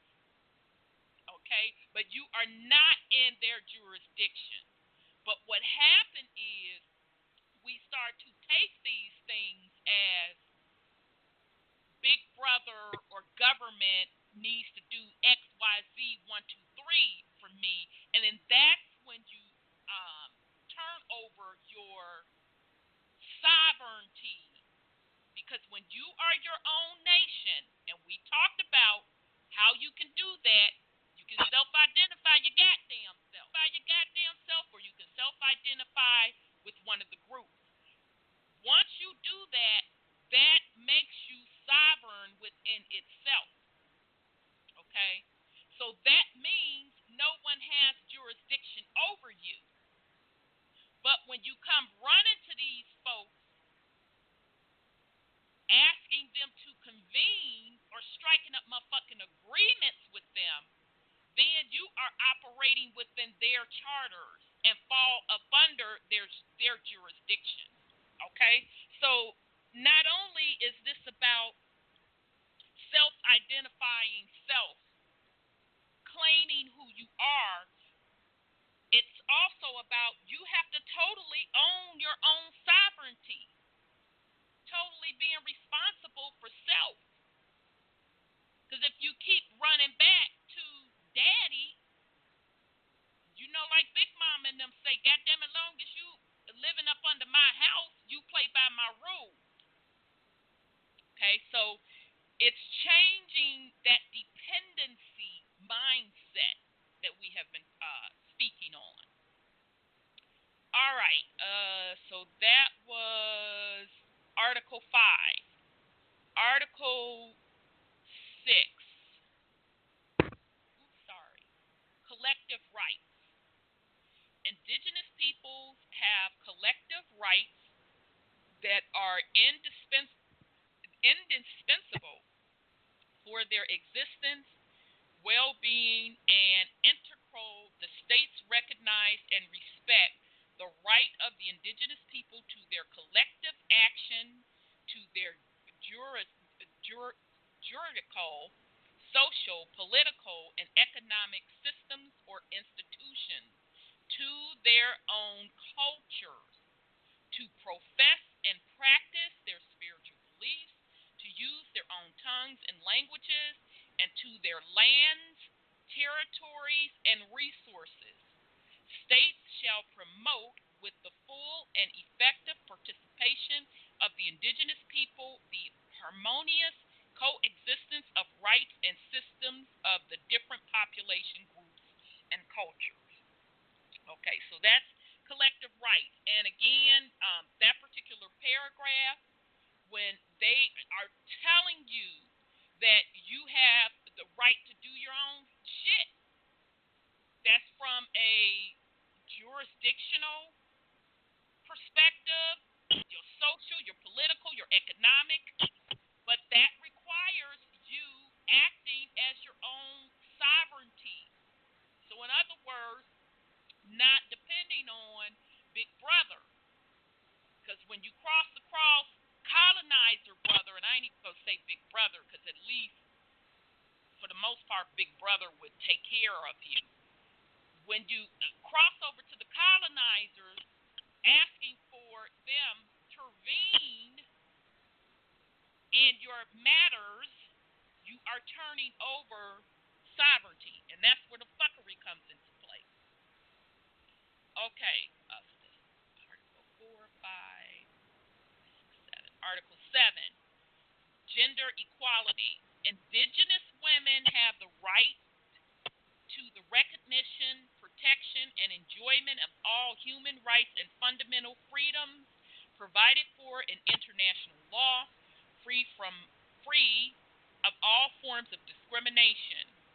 Number 2, states recognize that violence against indigenous peoples and persons, particularly women, hinders or nullifies the enjoyment of all human rights and fundamental freedoms.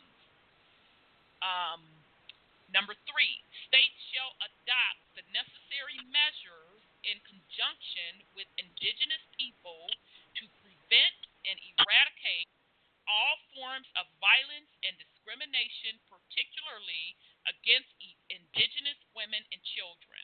Okay, so this is gender equality in Article 7. Now, it says, go ahead, brother.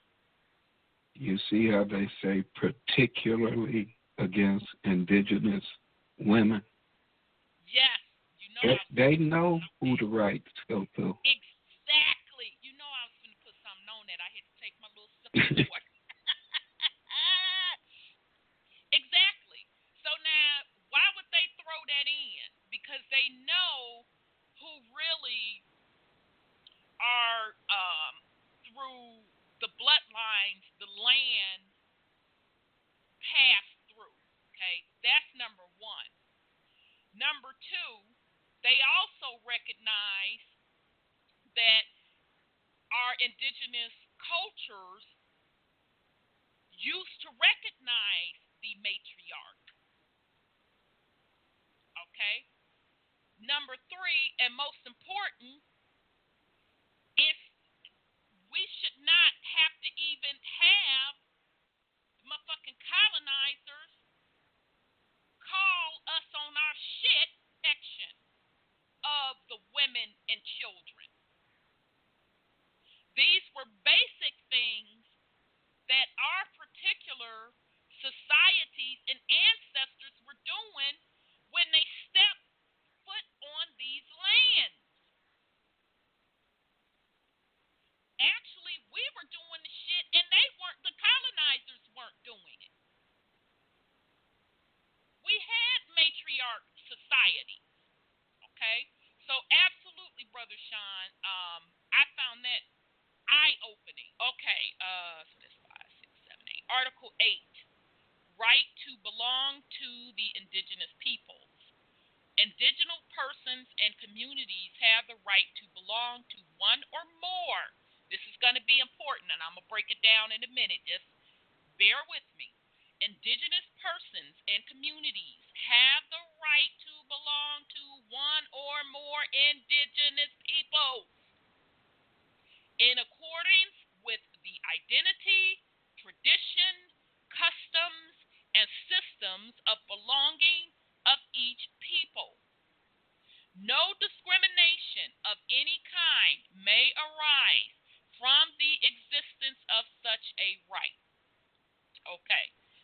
here's how I'm going to break that down. Because as you're doing the research to your lineage, you're going to research your mom and them side, the matriarch side, and your father's side. Okay? Both of those bloodlines run through your veins. Okay? Now, many of you may find out that both mama and daddy bloodlines tie back to the same territory, to the same tribe, or very close to. Or some of you are going to see where it's going to be slightly different territories and different tribes. So what that is saying is, God damn it, you claim it all. Now that's if you want to. I'm claiming it all. Okay? So, those of us that are Choctaw, and which is a lot of us that's Choctaw, that's a big area. That runs on my bloodline side, and then there's also what they're calling the Low Country, the Wasamasa tribe, or nation rather, down in the Carolinas. I'm claiming that side as well, okay? So just putting you up on some game that you have the right to do that. And as you're going to go back looking at your lineage and you see the particular cities that your great-great-great-grandparents or whomever were a part of, and then you look at that city and see what particular tribe that was associated with, God damn it, you claim that too if you so want to. Okay? So you are not lumped into one thing, because you are the land and the land is a part of you. Okay, sister, Brother Sean want to put something on that, but I was like, that's pretty interesting, and that's something that I wanted to point out to the family. Yeah. Okay. I mean, go ahead, Brother Sean. like I said, all they doing is naming rights that we automatically had. Right. It's not like they reinventing the wheel. True. The thing is, even as we continue with this, in case you didn't know what your rights were, now what are you willing to do to have them?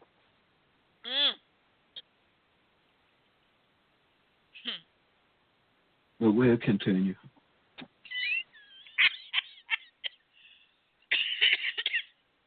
Good, Brother Sean. Let me count. I think we're on 1, 2, 3, 4, 5, 6, 7, 8, 9. Okay, so we're on 9. Article 9, juridical personality. The state shall fully recognize the juridical personality of the indigenous people, respecting indigenous forms of organization and promoting the full exercise of rights in this declaration. Article 10, rejection of assimilation.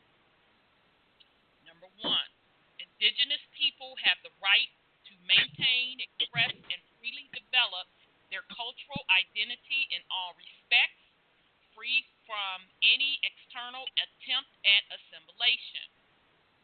Number 2, the state shall not carry out, adopt, support, or favor any policy to assimilate the indigenous people or to destroy their cultures. Okay. And just on that, I mean, that's pretty self-evident. I just laugh when I see people put out articles about this federal court that, or this job that says that, melanated women can't wear their hair braided, they can't wear their hair locked. And I just laugh and say, I wish a motherfucker would. I wish they would fucking tell me. What's this? Go ahead, Brother Sean.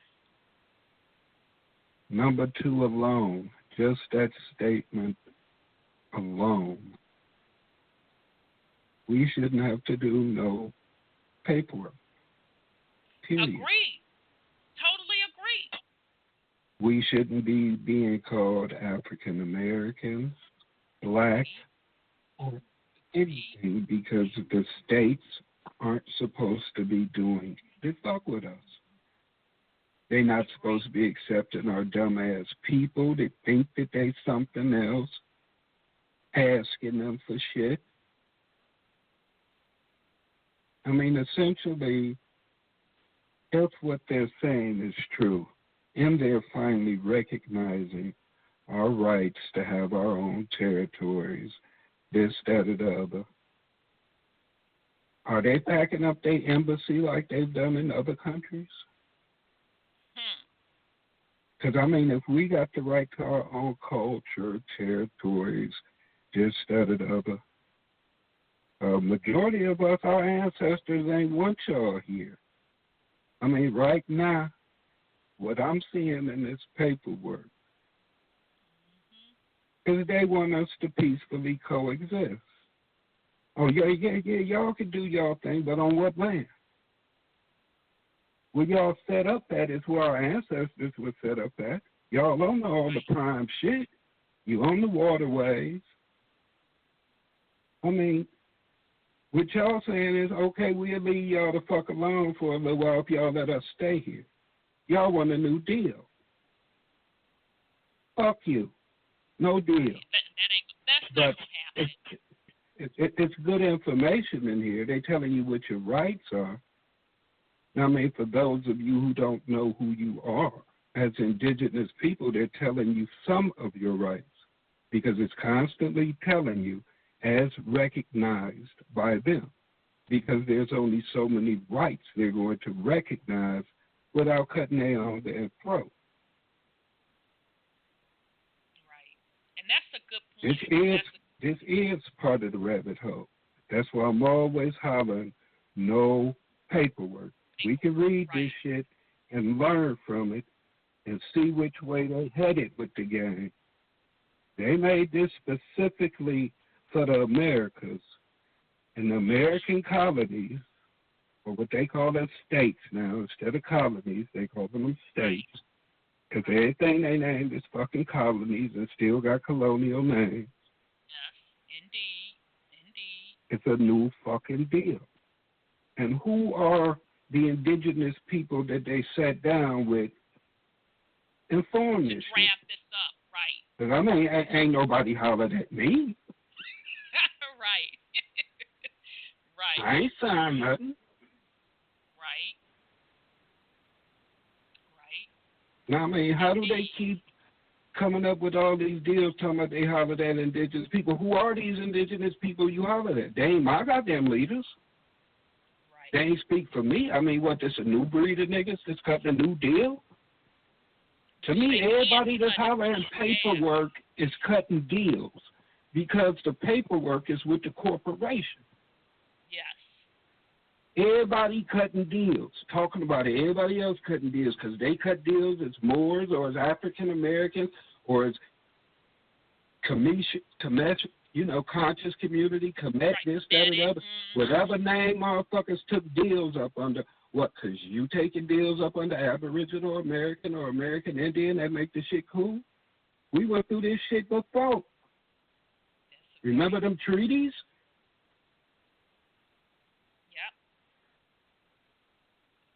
Yep. But we'll continue reading just so the family can actually know what rights they have if they don't know. But right. And I'm sorry, go ahead, brother. Language. We still using their language. They tell us we got the right to our own language, but they know niggas don't know what their original language is, and they know niggas ain't gonna know. Right. In this, they still saying that you have a right to be a part of them, that you can still exist peacefully with them. You can do your own thing, or you can kick it with them. To me, the bottom line is they ain't supposed to be here. Agreed. Totally agree. And, you know, the interesting part about this, as we're going to keep going through it, because it is, as you go through it, you're going to starkly see how oppression really went. But even as Brother Sean says, even with that, you still supposed to be doing what the fuck you want to do in your own sovereign capacity because you are indigenous and tied to the land. But my whole thing with this whole ADRIP was just the fact that most of us that are indigenous by bloodline, we're not even saying that. We don't know self. And so that's why a lot of us are running around, going to this one and that one for this package, this paperwork, that paperwork, because you don't know who self is. And when you start making those connections of who self is, digging in the bloodline, and looking at the documentation that they recognize who you are, then the light bulbs are going to start to go on. Again, I say that a big part of what folk are going to have to do, you have to take total ownership of self and not be running back to the colonizers to help you, assist you, strike a deal with for XYZ. Break that chain of dependency. Okay? But very, very good point, Brother Sean. But we're going to go continue. Okay. Protection against genocide. Indigenous people have the right to not be subjected to any form of genocide or attempts to exterminate them. Okay.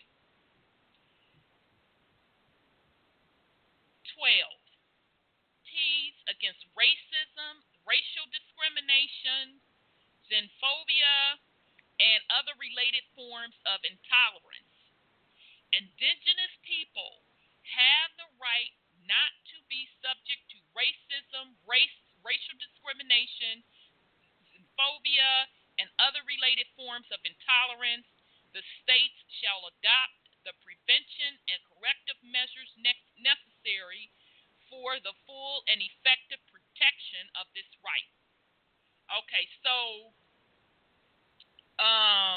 both of those, number 12 and number 11.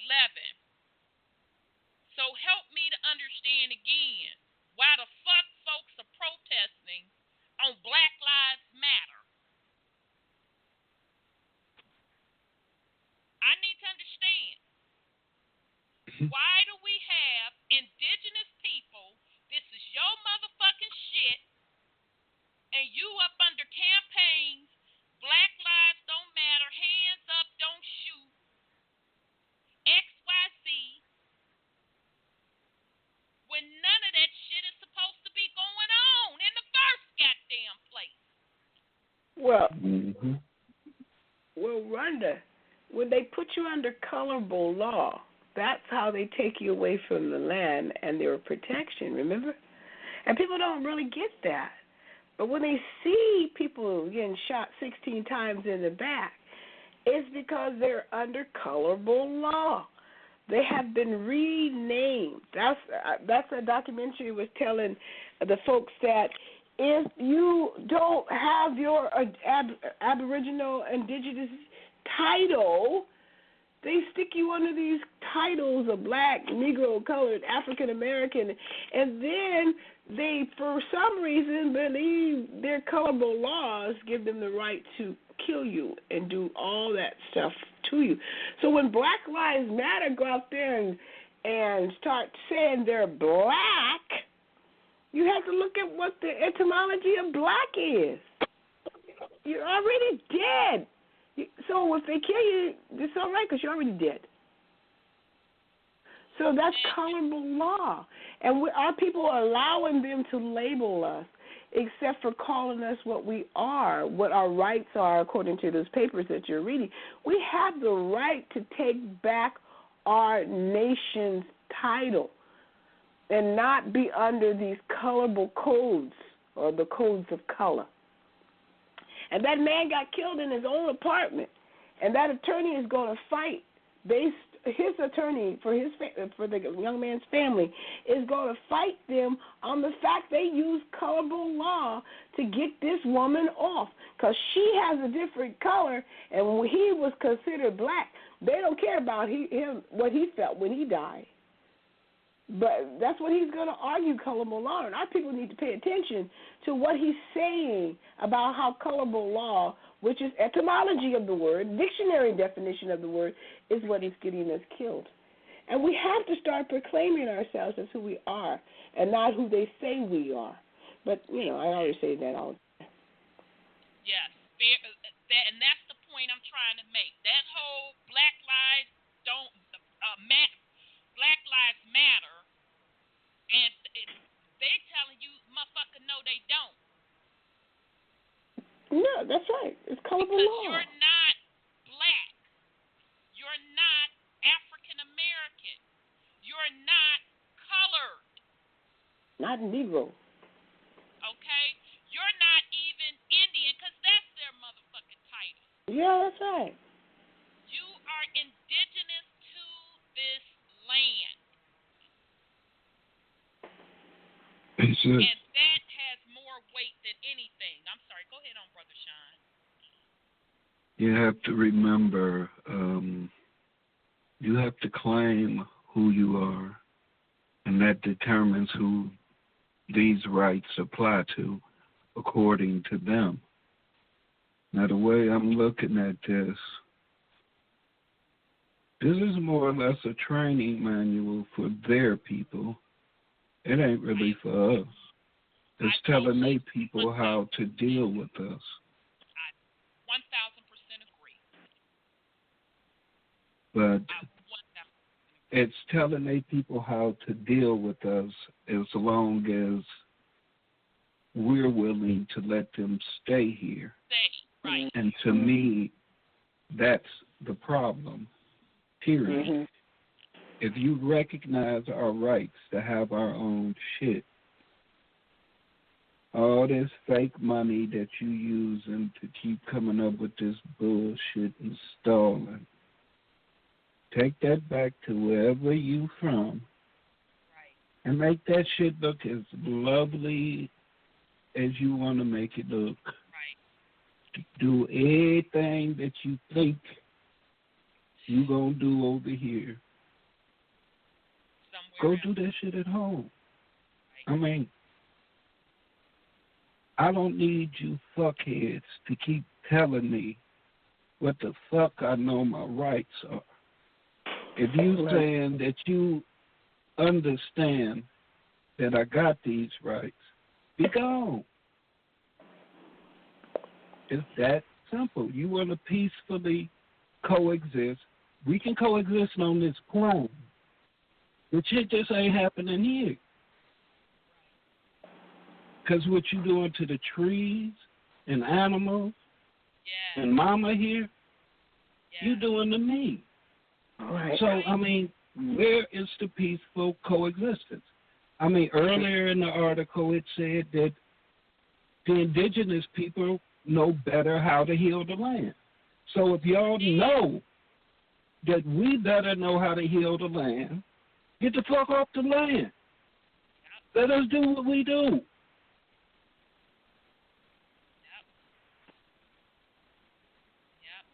Yeah, that tripped me out too. I don't care what they write. Right. And I mean, like how you were saying earlier about these people that are being deported. I mean, we keep hearing this about all these mass arrests that's supposed to be taking place. But I bet you the number of people that are being deported probably line up with those that's supposed to be in the mass arrest. It's just a thought. Yeah, because that mass arrest shit, I'm like, yeah, okay. I mean, that's just Because, I mean, the people that's here being deported, we don't know who they are over there, back in their homeland. We don't know what their bloodline ties is.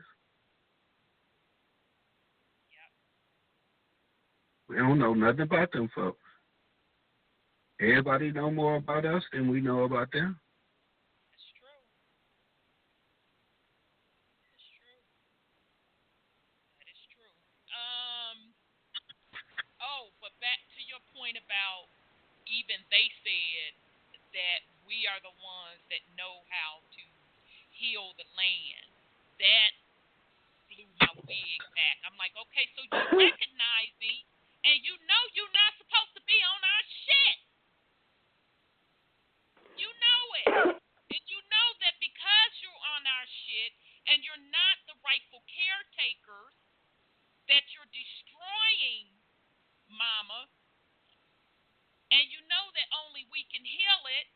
Therefore, you know that there is a time limit for you to still goddamn be on here. And the only reason they have been on here for this long was because we went into a period of sleep.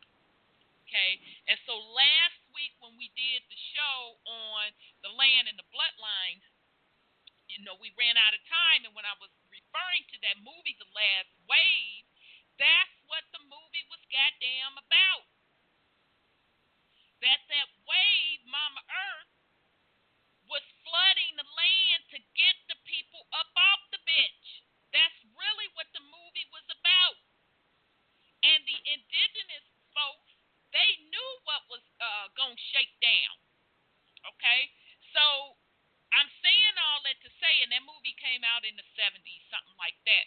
Don't think that these folks don't know the spiritual component inside to this. They know very, very well. And what I am telling you, what I feel in my spirit and my soul, is that it's exactly what's shaking down now. So it's not going to matter if I want to keep sitting up on my ass, Pookie now, it don't goddamn matter. Mama got the last word, and she's going to clean this shit up. Because, again, she don't need none of us motherfuckers on her. She can cleanse the entire thing, regenerate the little plants and trees, and goddamn it, they live in harmony if we don't fucking want to act proper. Diction and words and laws and spells. And our acceptance of that as indigenous people and caretakers, don't think that shit is going to fly, because it's not. Okay? That's the spiritual component. And she's showing us every second of every hour that she's not bullshitting if you are in tune. Okay? So just want to throw that out there. Okay, so Article 12. Guarantees against racism. Okay, we talked about that. Sorry. Section 3, cultural identity. Article 13, right to cultural identity and integrity. Number 1, indigenous people have the right to their own cultural identity and integrity and to their cultural heritage, both tangible and intangible, including historic and ancestral heritage, and to the protection, preservation, maintenance, and development of that cultural heritage for their collective continuity and that of their members, and so as to transmit that heritage to future generations. Okay, so that should be pretty self-explanatory. But But I do want to throw in there that I was personally disgusted. Now, this is just me, how I feel on the shit. When they built in D.C. an African American museum, I about wanted to vomit. I was fucking disgusted because it was riddled with inaccuracies, and it was their classification and narrative of our heritage. But you walk a couple of blocks over, and they have the Indian Museum as well, okay? But these things are going on, and notice they put it in D.C. under the jurisdictional corporation side. These things are going on because we do not know who we are. So, Article 13, number 2. States shall provide redress through effective mechanisms which may include restitution, developed in conjunction with indigenous peoples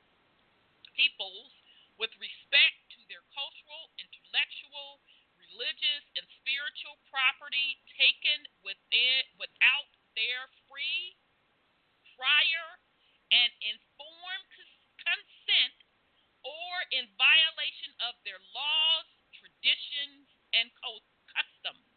I'm going to read that again. Article 13, number 2.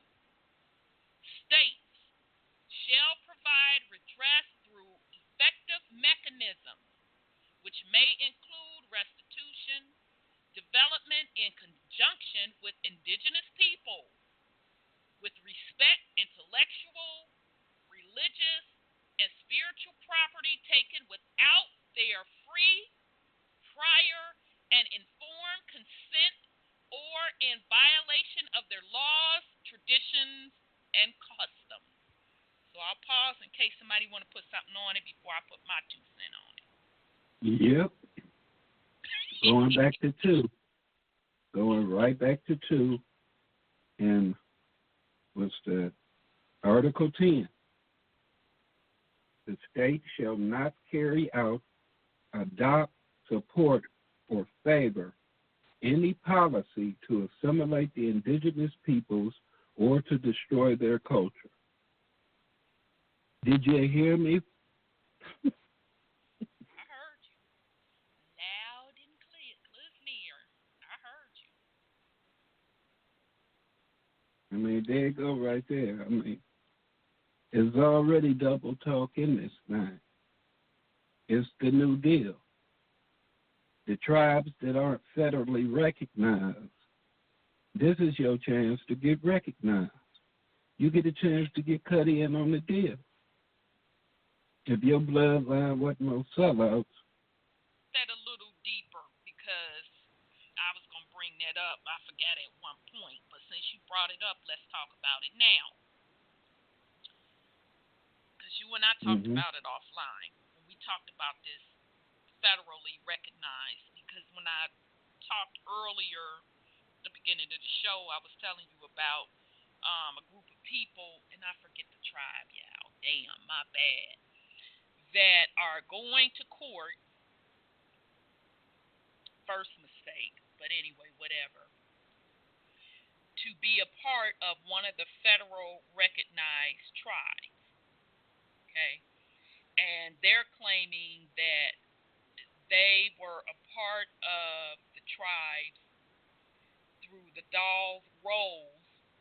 And if you are on those Dawes rolls, that means your ancestors cut a deal. Am I right or am I wrong? Stop me if I'm wrong. You're right. Okay, they cut a deal. Okay, and to go further, these particular folks are claiming up under the status that they are a part of this particular tribe, federally recognized tribe, because they were the slaves. So their whole argument is fucked up all the way around, and that's why I want us to be clear, number one, of who you are. And once you start doing that research into your heritage, I'm just going to be willing to bet that 99% of you are not going to find slavery. And you damn sure ain't going to find African. You're not going to find African, more than likely. It's going to be like 1% of you that find African. Okay? So that federally recognized still puts you under the jurisdiction of the state / in our case here on the island, United States Corporation. So meaning they determine what rights that you have. They literally take your quote ancestral land and roll that up into a trust, and they are the trustee, which means they manage and control your motherfucking shit and tell you when and how to use it, okay?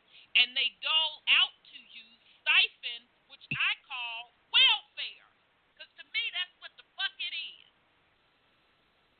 The monthly checks that they cut, okay? So, again, be careful that you enter overstand what federally recognized means. Those particular tribes are still under the jurisdiction of the United States Corporation. They may not pay taxes, but so the fuck what?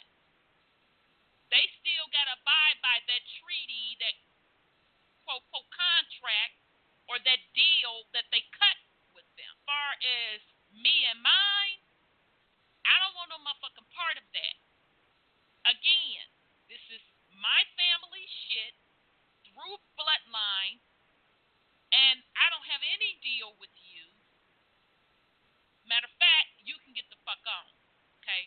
So I want you to truly enter and understand what the difference is and what any agreement that you're trying to strike up with someone over something that's inherently yours. So I'm sorry. I'll pause in case somebody want to put something. You know, I want to say this.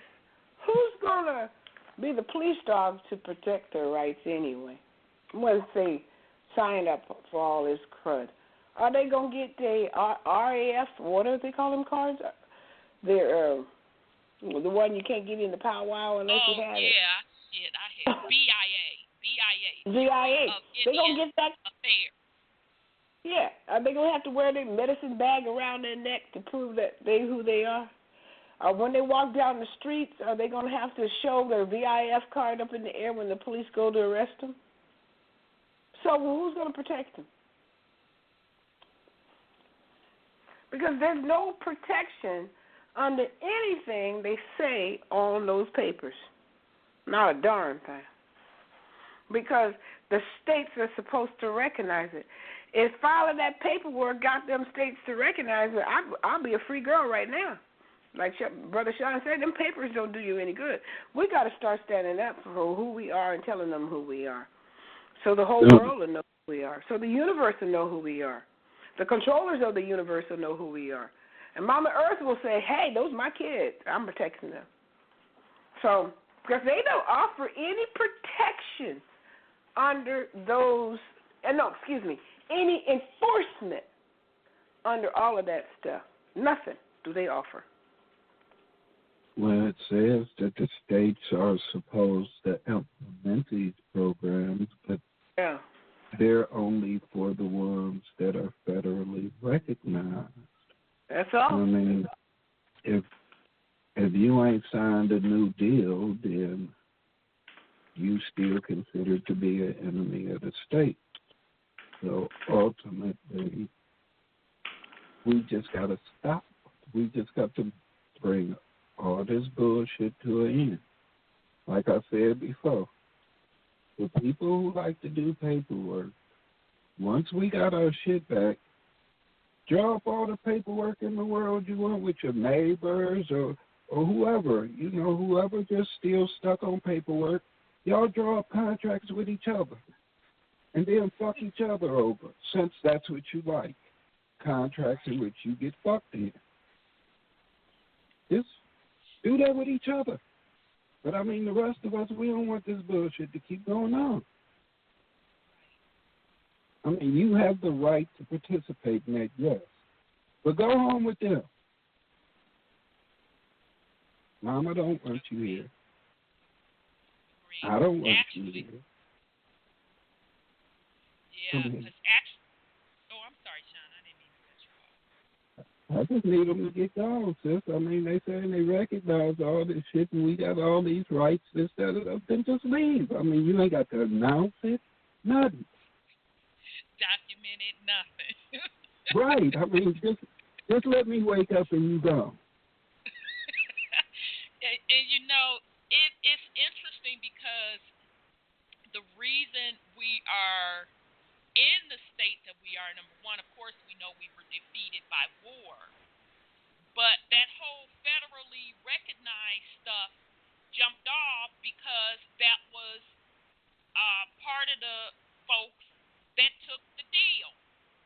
Mm-hmm. And then you hit other part, which was the majority of us in our defense was like, fuck all that, and fuck the horse, the cannon, and the gun, and all that you rolled your stinking asses in on. We not taking no deal. Okay, so that's what left the majority of us lumped under their slavery terms, African American, etc., to this day. So I would agree with you on that, because bottom line, if something is yours, it's yours. Bottom line.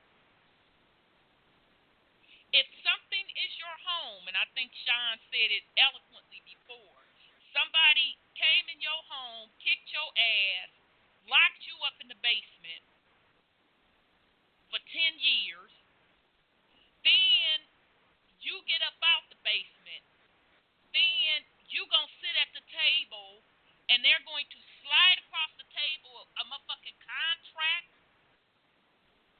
to tell you how to operate within your confines, to tell you what rights you have in your home. I would think, as this being your home, you say, bitch, you supposed to be gone. Matter of fact, get the fuck on. It's not for you to tell me what to do in my home. This is my shit. But let's be real honest, family. Most of the quote blacks or African Americans today do not even recognize the ground up under their feet as their home. And therefore they are treated as such because they are disconnected from the land, which runs through their bloodline. And until they learn who they are, they're going to continue to be lost. Okay? But very good point, Brother Sean. But we both know that most aren't even at that point. They're not even recognizing this as their own homeland. And then you have the group that are recognizing this as their homeland.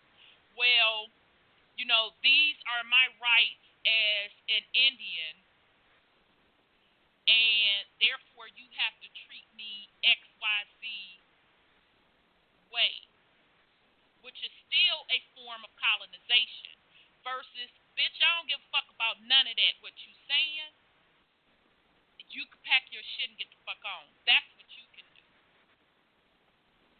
Because you're not to tell me what to do, how to do it, when to do it in my home. Okay?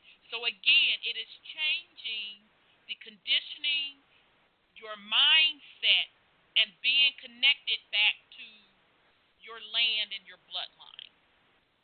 Okay, so where do we go? Okay, section 3, cultural identity. Where did I leave off? I think I was on 3. Nope, we did that. Okay, the next article. Systems of knowledge, language, and communication.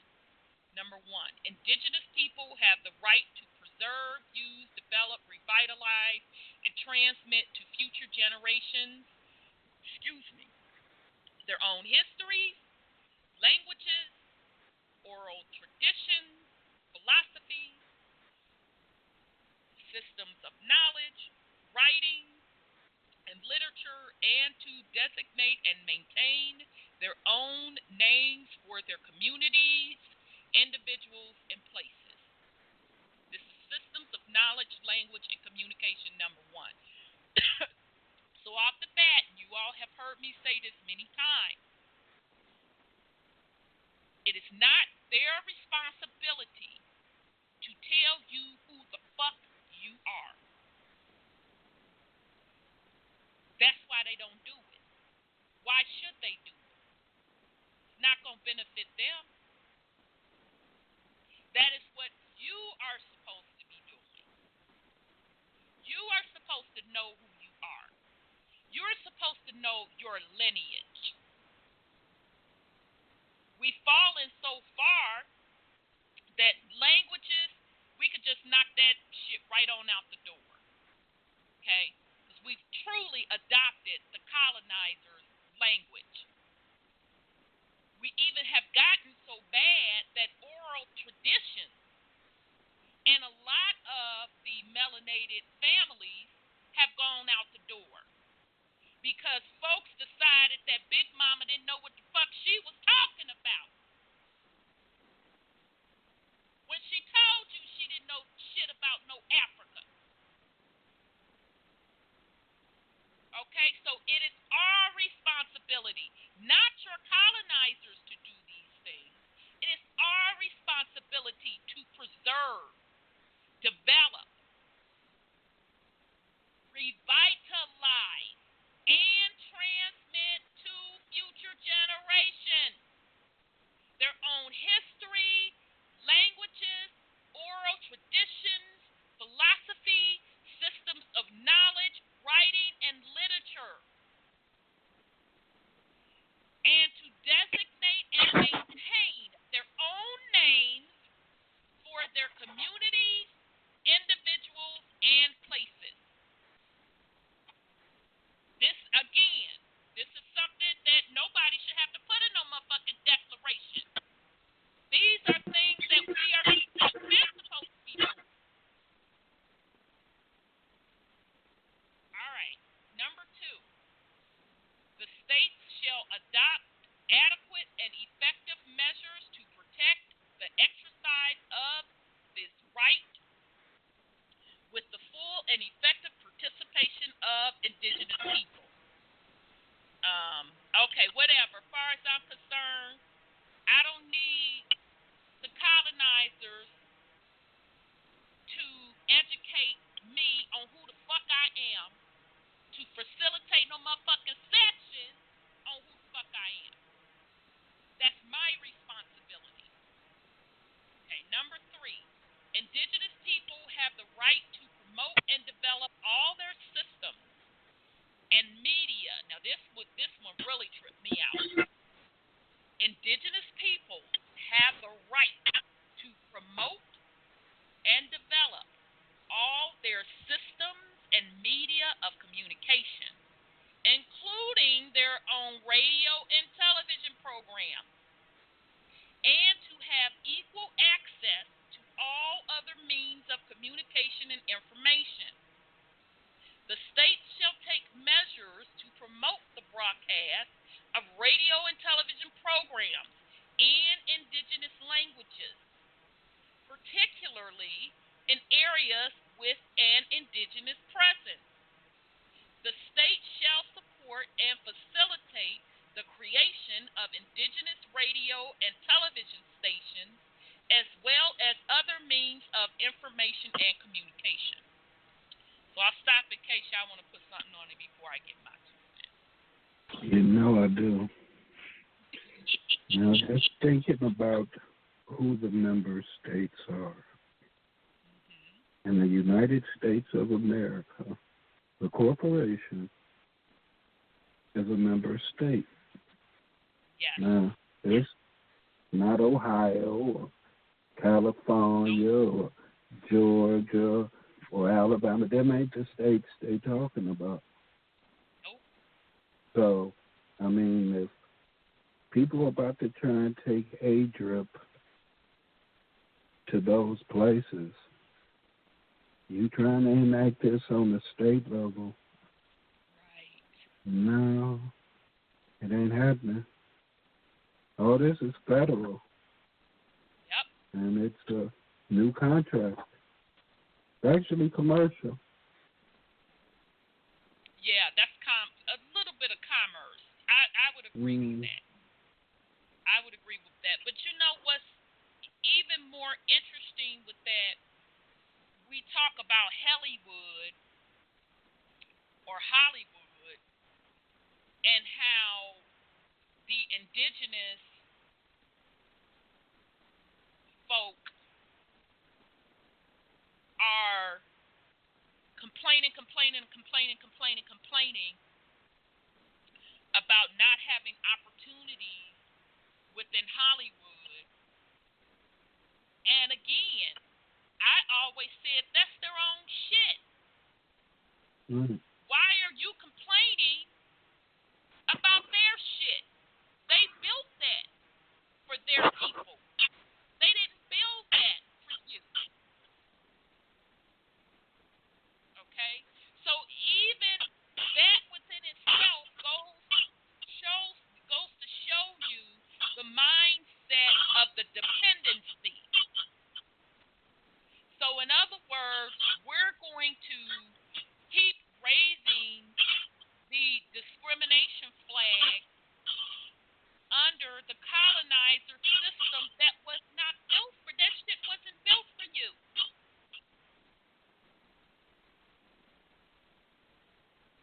Okay, at a minimum. I'm sorry, go ahead, Brother Sean. See, you also got to look at it like this.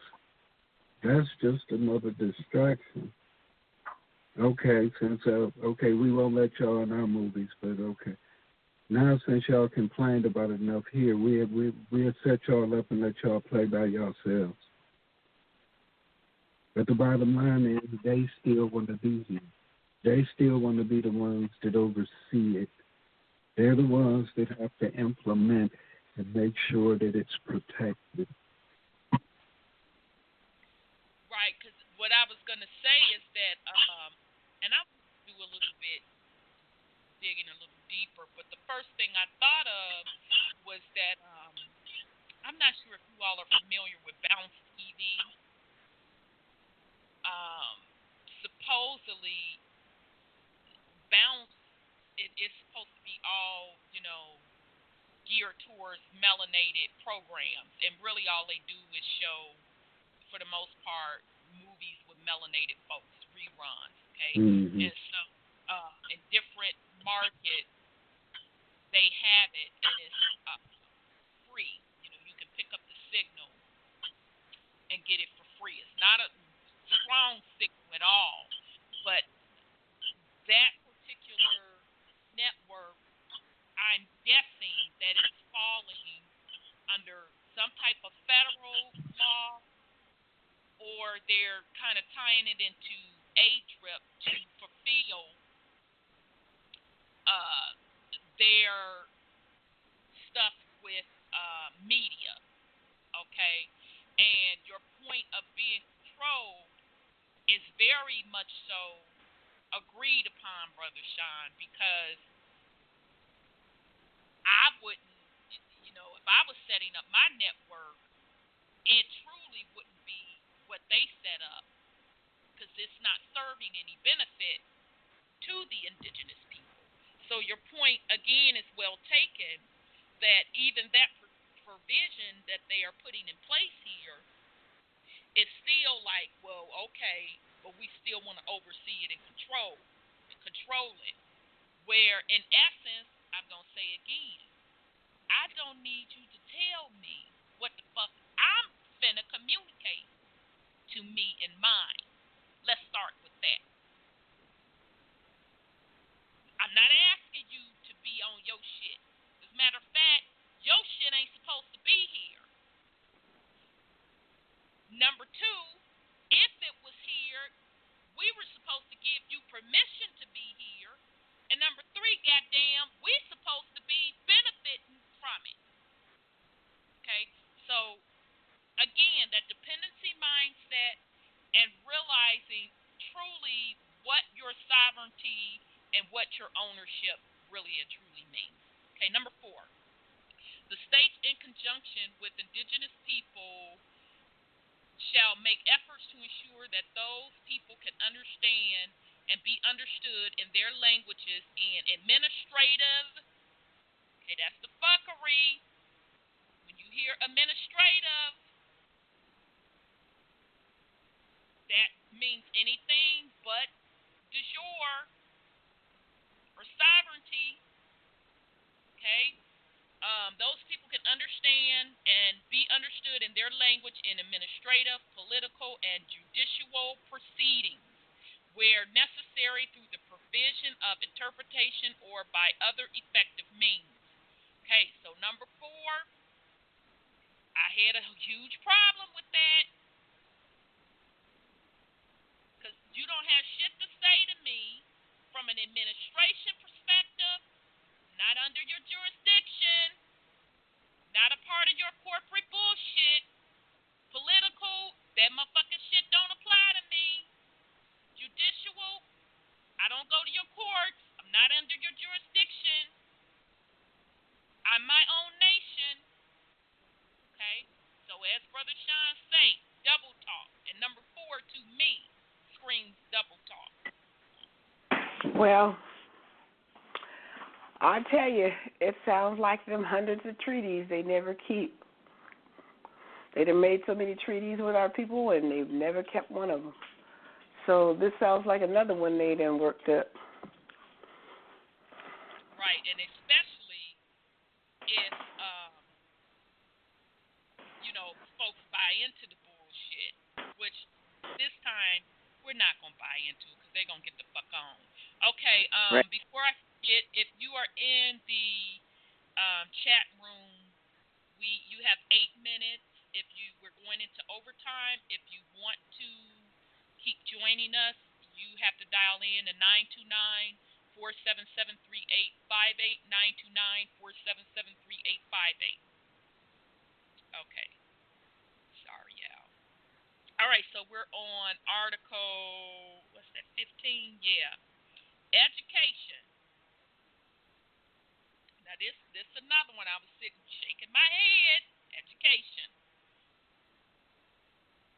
Number one, indigenous peoples and individuals, particularly indigenous children, have the right to all levels and forms of education without discrimination.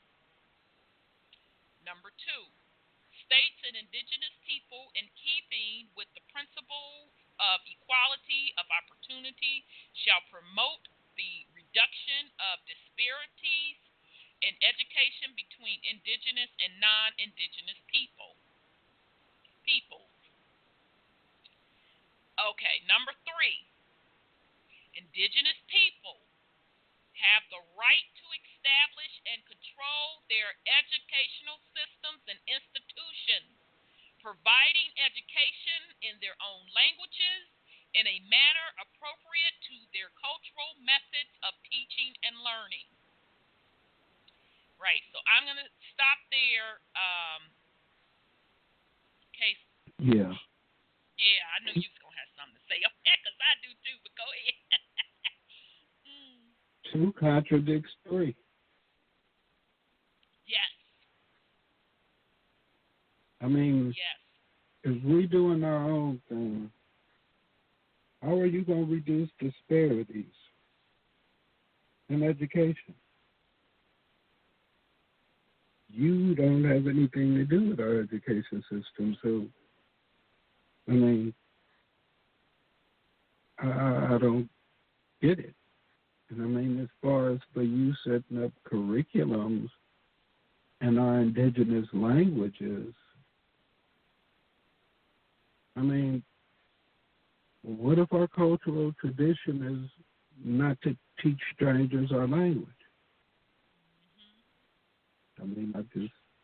and you know, it was interesting because when I read 2 and 3, well, even 1, 2, and 3, I looked at it in the mindset of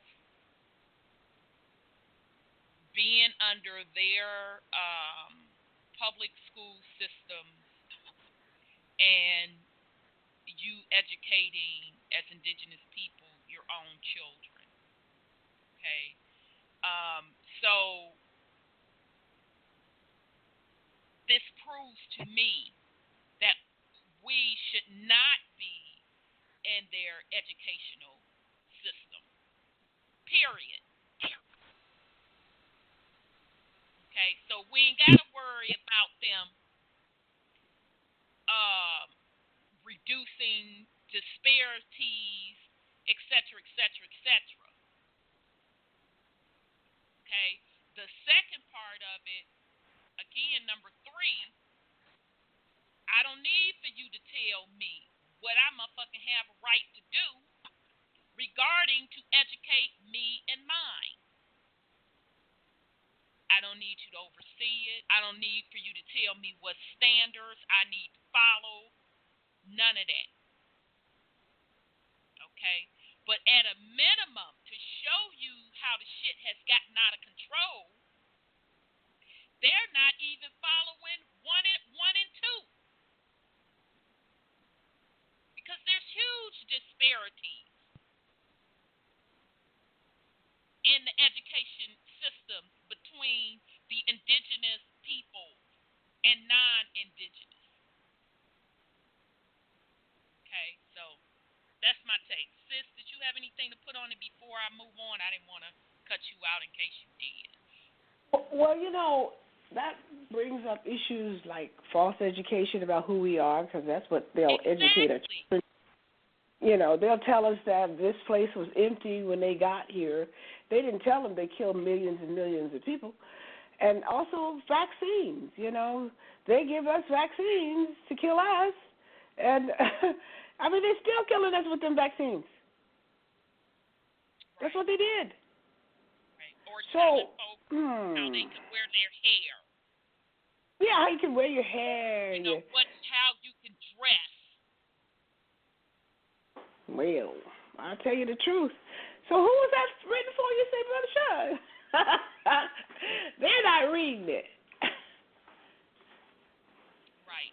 It's written for the corporation and its citizens. Yeah. Yeah, and they're not even following it.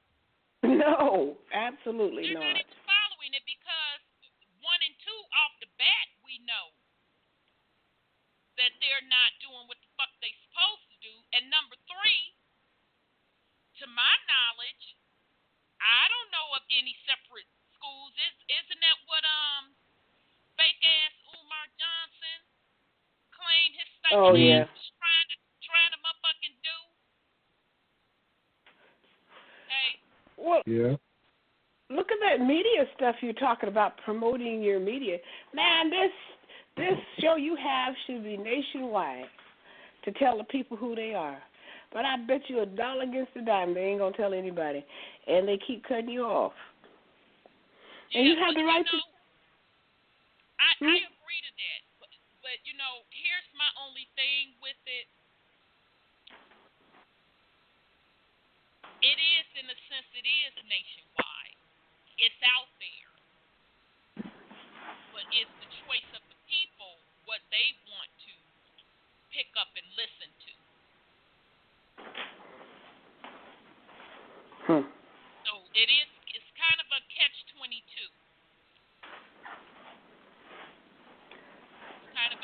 2022. But yeah, back to that school stuff. I don't know what it's going to take for the majority of the indigenous people stop fucking around depending on someone to educate their children, because it's not their responsibility to do it. This is another thing about breaking that tendency, taking ownership for educating your babies.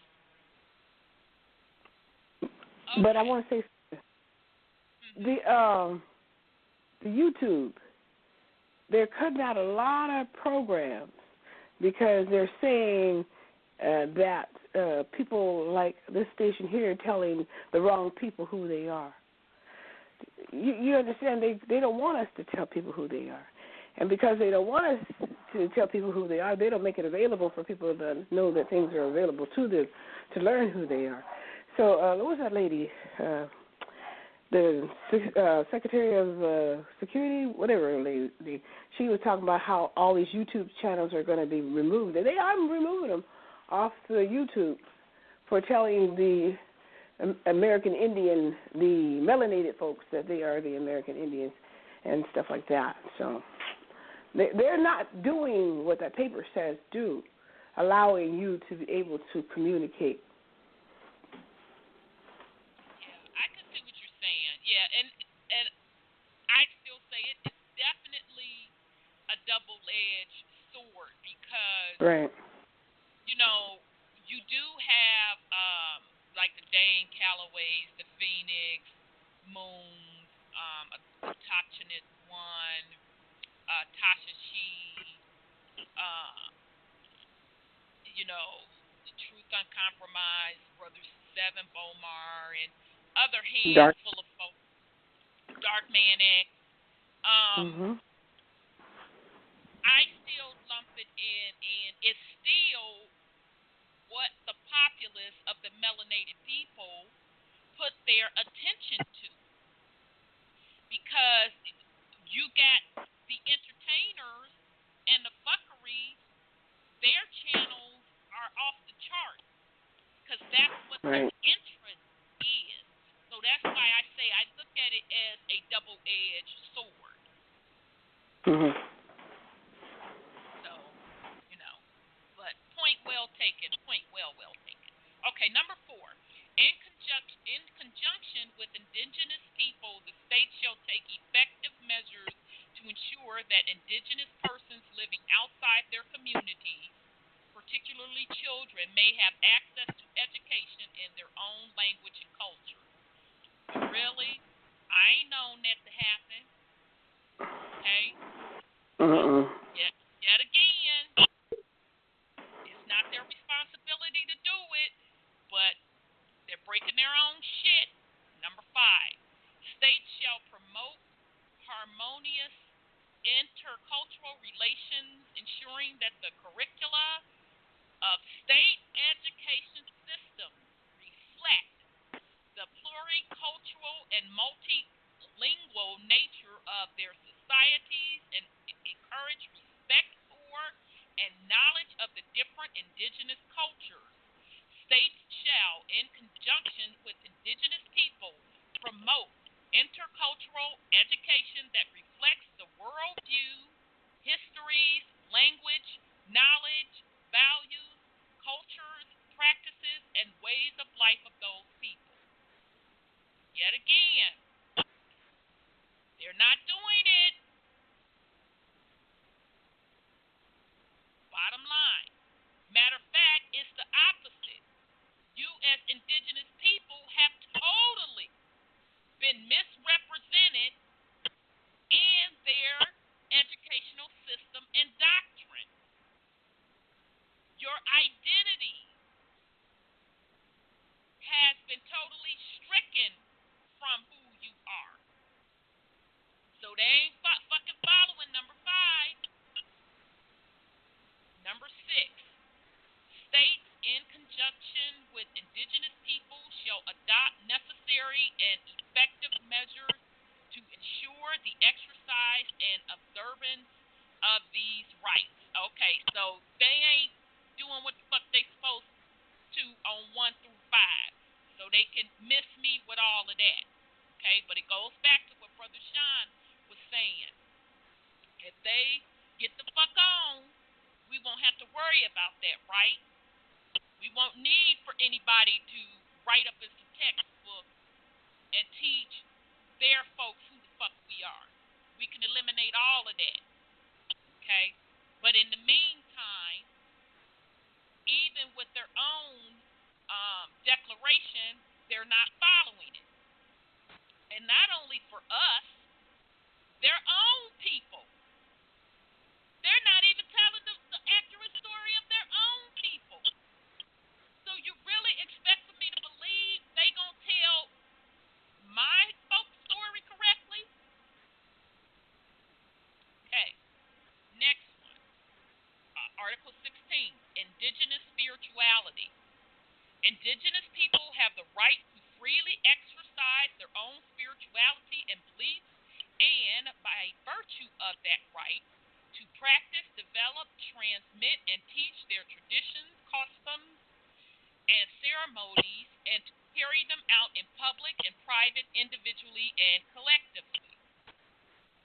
Number 2, no indigenous people or person shall be subject to pressures or impositions or any other type of coercive measures that impair or limit their right to freely exercise their indigenous spirituality and beliefs.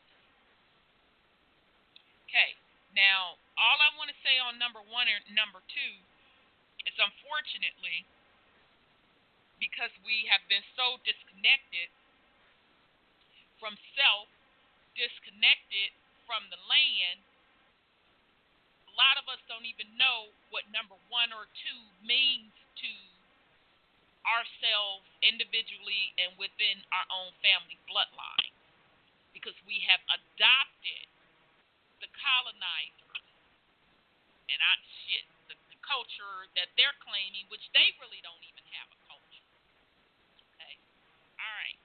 Number 3, indigenous peoples have the right to preserve, protect, and access their sacred sites, including their burial grounds, to use and control their sacred objects, relics, and to recover their human remains. Number 4, states in conjunction with indigenous people shall adopt effective measures to promote respect for indigenous spirituality and beliefs, and to protect the integrity of the symbols, practices, ceremonies, expressions, and spiritual protocols of indigenous people in accordance with international law. Okay, so I'm going to pause in case this brother, you all want to put something on that. You already know. We have the right to preserve, protect, and access sacred sites. But they call them national parks, and they charge us to go in them. Yep. We have the right to remains, but damn museums, they're in the Smithsonian. Yep. All this type of stuff. So according to that, these serpent mounds and pyramids and everything here, we supposed to have unfiltered access to, and everything in them. But let me see one of y'all go in the museum and touch it. Watch what happens. And remember in Black Panther, remember that scene where he put the motherfucking museum lady on notice? Like, if you don't get the fuck out my face with the bullshit, you go tell me something. You know, you stole this. This is my people's shit. So get the fuck on with that.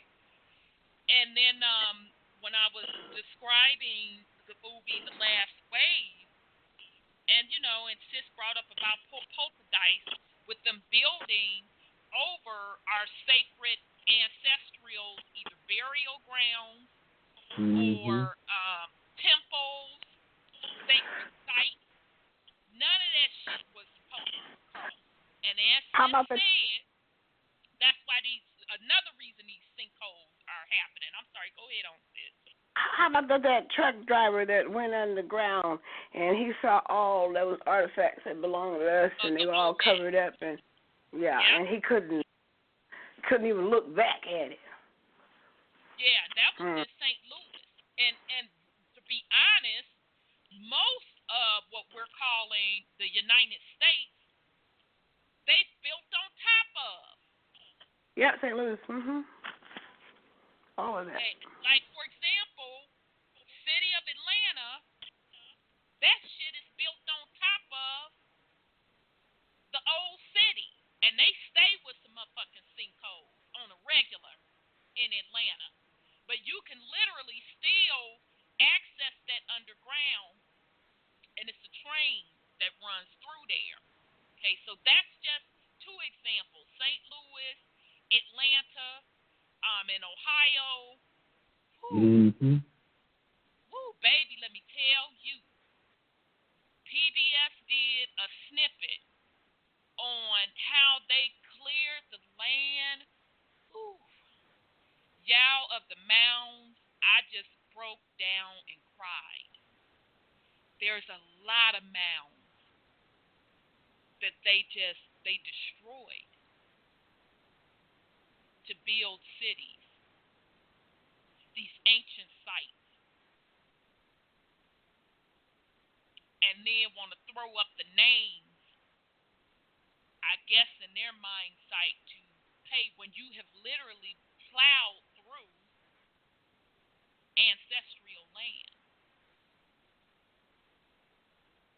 And again, these documents cannot account for that, cannot legislate that.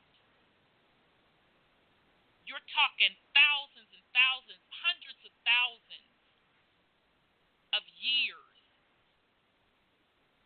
with ancestral remains that was just plowed over or moved out the way. No document that they can ever put before me will rectify that. And the land is calling out because the land has not rested, nor have her people rested. Because it is unnatural, it's out of order. So even you as indigenous, you don't have the fucking right to make those agreements.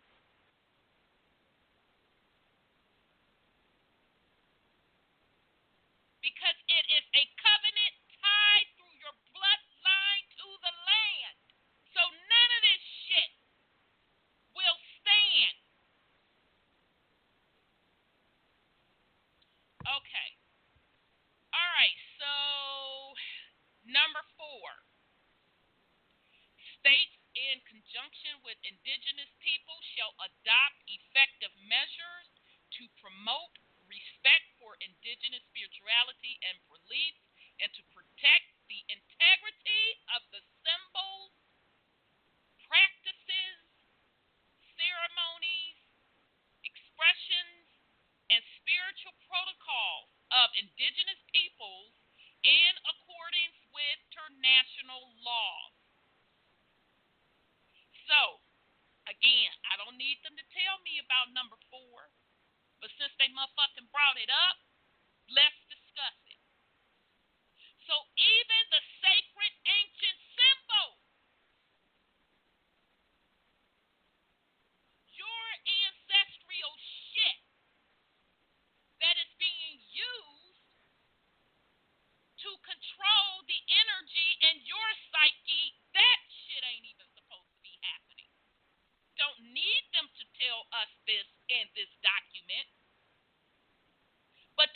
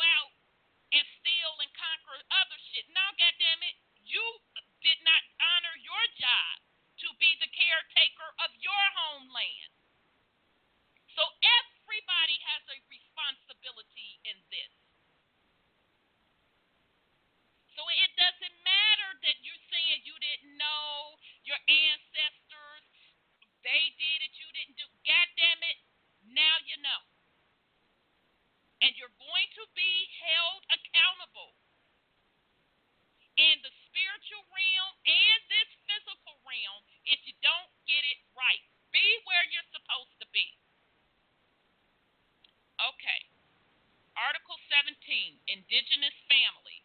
Number one, the family is a natural and fundamental group unit of society. Indigenous peoples have the right to preserve, maintain, and promote their own family systems. States shall recognize, respect, and protect the various indigenous forms of family, in particular, the extended family, as well as the form of matrimonial unions, affiliations, descent, and family name. In all cases, gender and generational equality shall be recognized and respected. Okay. Again, not something that we need for someone else who is not indigenous to this land to motherfucking tell us this. But what has happened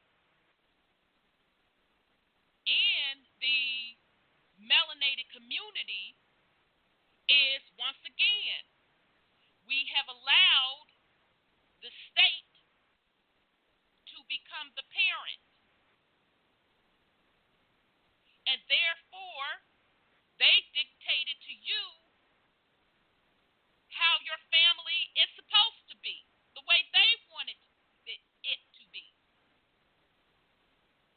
So all this shit about the brothers hollering about, well, single moms did this, government got in they miss all that bullshit.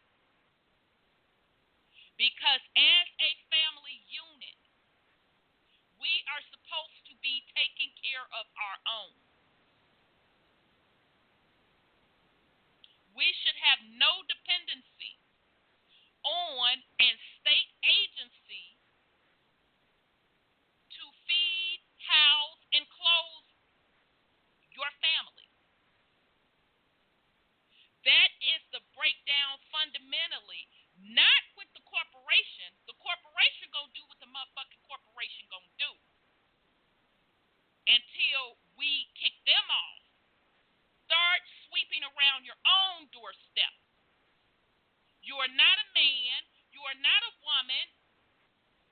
You are not a spiritual soul that is balanced if you do not take care of your family. Grow the fuck up. This is basic shit. All the whining about man against woman, I don't want to hear that bullshit. Take care of yours, you and yours. In matters relating to custody, adoption, severance of family ties, and related matters, the best interest of the child shall be a primary consideration. Why the fuck we need colonizer to tell us this shit? In determining the best interest of the child, courts, what the fuck the courts doing in your business, and other relevant institutions shall take into account the right of every indigenous child and community with members of his or her own people to enjoy his or her own culture, to profess and practice his or her own religion, or to use his or her own language, and in that regard shall look to the indigenous law of the peoples concerned and shall consider their points of view, rights, and interests, including the positions of individuals, the family, and the community. Okay, so in Article 17, under Indigenous Family, number 1 and number 2, according to their own declaration, ain't happening. No type of way. And it's not going to happen anytime the indigenous people keep depending on the colonizers for their own family fair well-being. We as indigenous melanated people should not even have our motherfucking children, our babies in their goddamn system. What happened to when something happens? Somebody in that family took them babies in. You got the state and your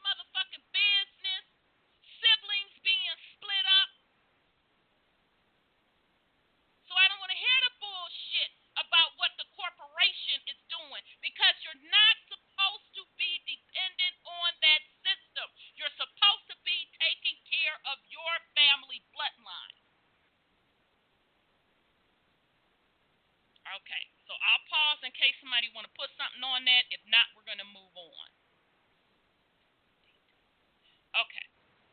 Article 18, health. Number 1, indigenous people have the collective and individual right. I'm sorry, did you have something, Brother Sean? Yeah. Going back to 17.2, custody and all that. Yes. It says about shall look to indigenous law of the people's concern and shall consider their point of view, rights, and interests, including the positions of individuals, the family, and the community.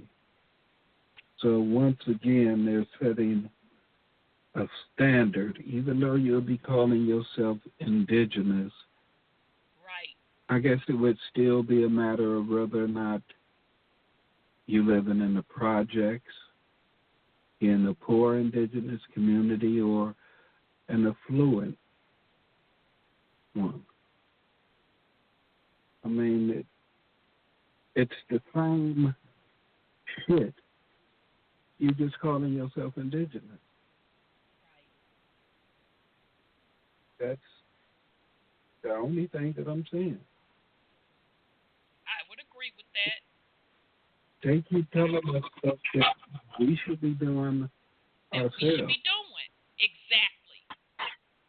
The court shouldn't have nothing to do with an indigenous marriage breaks up. If we're in our own system, our own political system, this, that, or the other, what you got to do with it? With anything that's going on in any indigenous household? Not a damn. And how would they know? Exactly. How would they even know unless we're going in there, putting in a motherfucking complaint, or going for some assistance? They wouldn't even know. Yeah, exactly. So, again, all they talking about is still coexisting within them and them still having the upper hand. I mean, all this is through the UN's Declaration of Indigenous Rights that this became a charter or whatever. Right. The UN ain't ever done nothing to help us.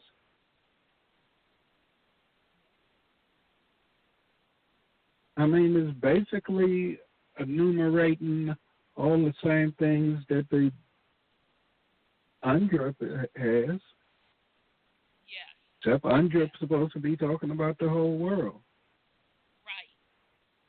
Now they need one specifically for us, and they still in on it. I mean, I'm just... We'll continue. I hear you. And now that you brought up charter, because we keep throwing that word around, I want to make sure that we're clear that we know what that means. Charter as a noun. Formal written instrument bestowing privileges and rights, serving as legal evidence of them. From the Old French chartreuse, 12th century. Charter, letter, document, covenant, from Latin chartella, literally little paper.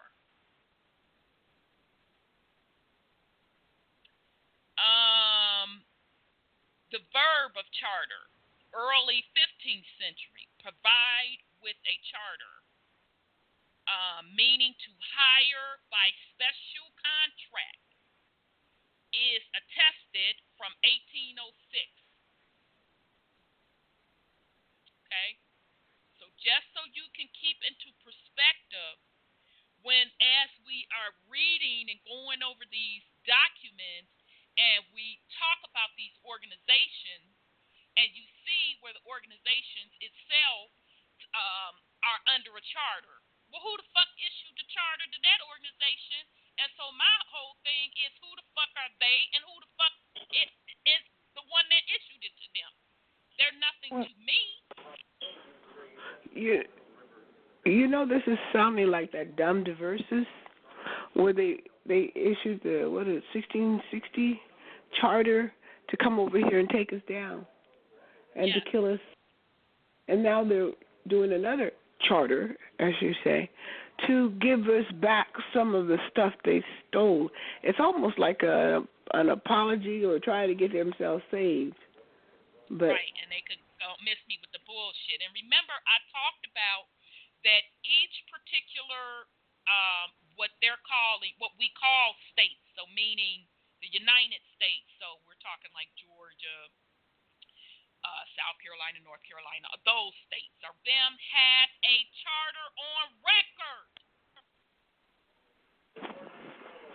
You can go out there and look it up, type it up, and you can trace back to who issued the motherfucking charters.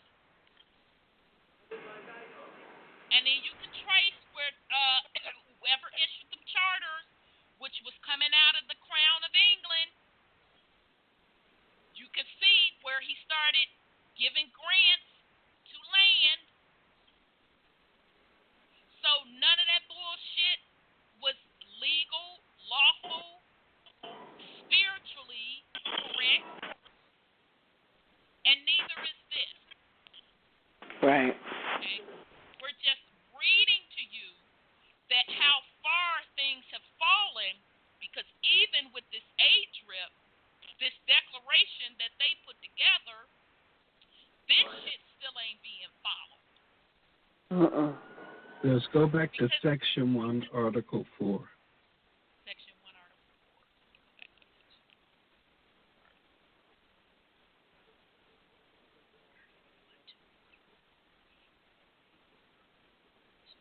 Okay, I'm back there. You want me to read that again? Yeah. Nothing in this declaration may be interpreted as applying for any state, people, or group or persons any right to engage in any activity or to perform any act contrary, there you go, goddammit, to the Charter of the Organization of American States and the Charter of the United Nations, or construed as authorizing or encouraging any action which would dismember or impair totally or in part the territory, integrity, or political unity or sovereignty and independent states. So goddammit, there you go. In other words, they telling you they ain't giving up shit. You can call yourself indigenous. We'll put you over here. We'll let you talk your language and run around and play dress up, but we ain't giving up shit. Not a part of it, nothing. Okay, so I'm glad we had to go over that charter stuff. Okay, health. Indigenous peoples have the collective and individual right to enjoyment of the highest attainable standard of physical, mental, and spiritual health. Indigenous people have the right to their own health system and practices, as well as to use and protection of the plants. Now, this is the part that fucked me up, y'all. Indigenous people have the right to their own health system and practices, as well as the use and protection of the plants, animals, minerals of vital interest, and other natural resources for medicinal use in their ancestral lands and territories. Yeah. I'm just saying. Yeah. Mm-hmm. Okay, so I'm sorry, go ahead, sis. Dr. Sabins of the world, he had a whole lot of rights, didn't he? Yeah, he's part of the Americas. Isn't he indigenous to Honduras? Yeah. He had a whole lot of rights. They absolutely got rid of him. And all he was doing to bring health and wellness to the indigenous people. And my thing is, so now help me to understand what the fuck they talking about marijuana. Help me to understand that.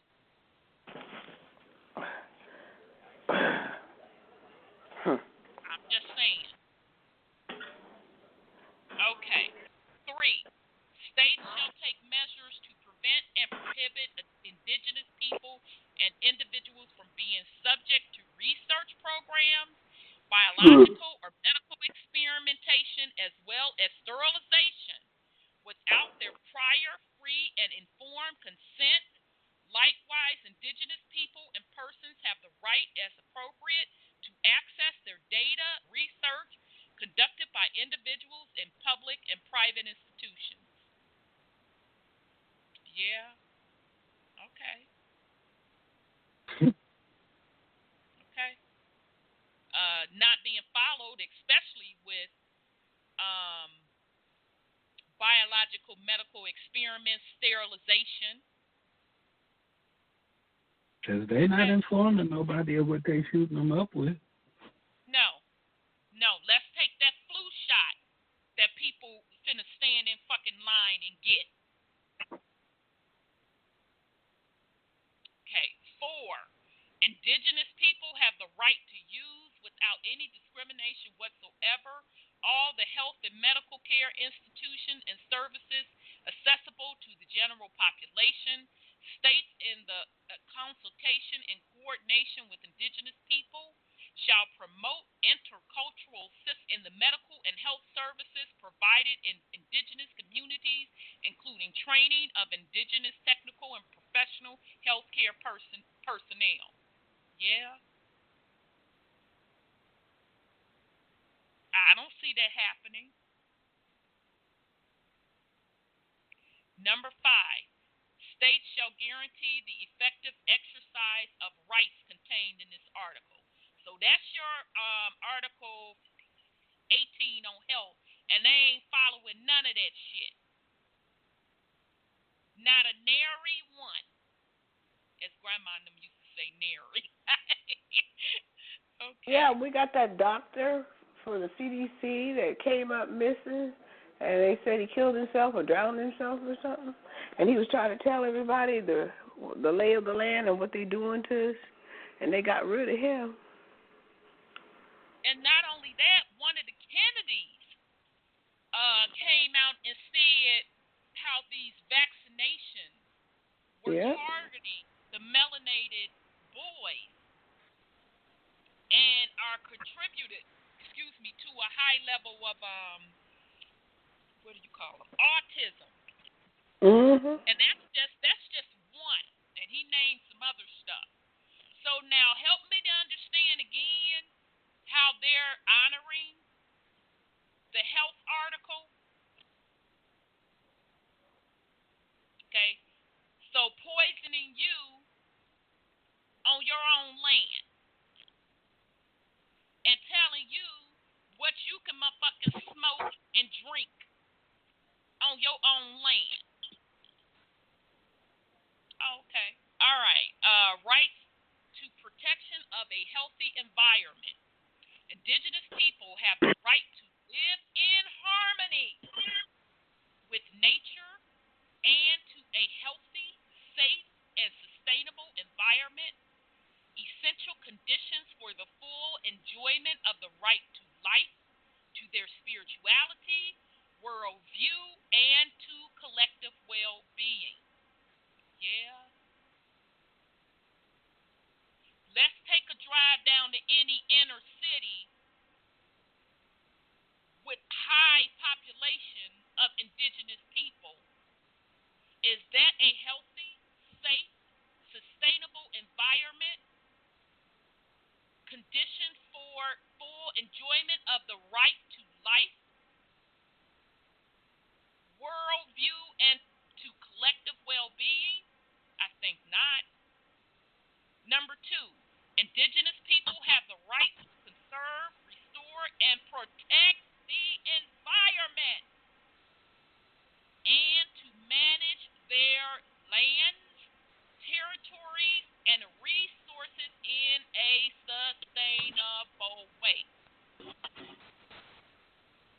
Now, is that happening? I'll wait. No. Number 3, indigenous people are entitled to be protected against the introduction of abandonment, dispersion, transit, indiscriminate use of deposits of any harmful substance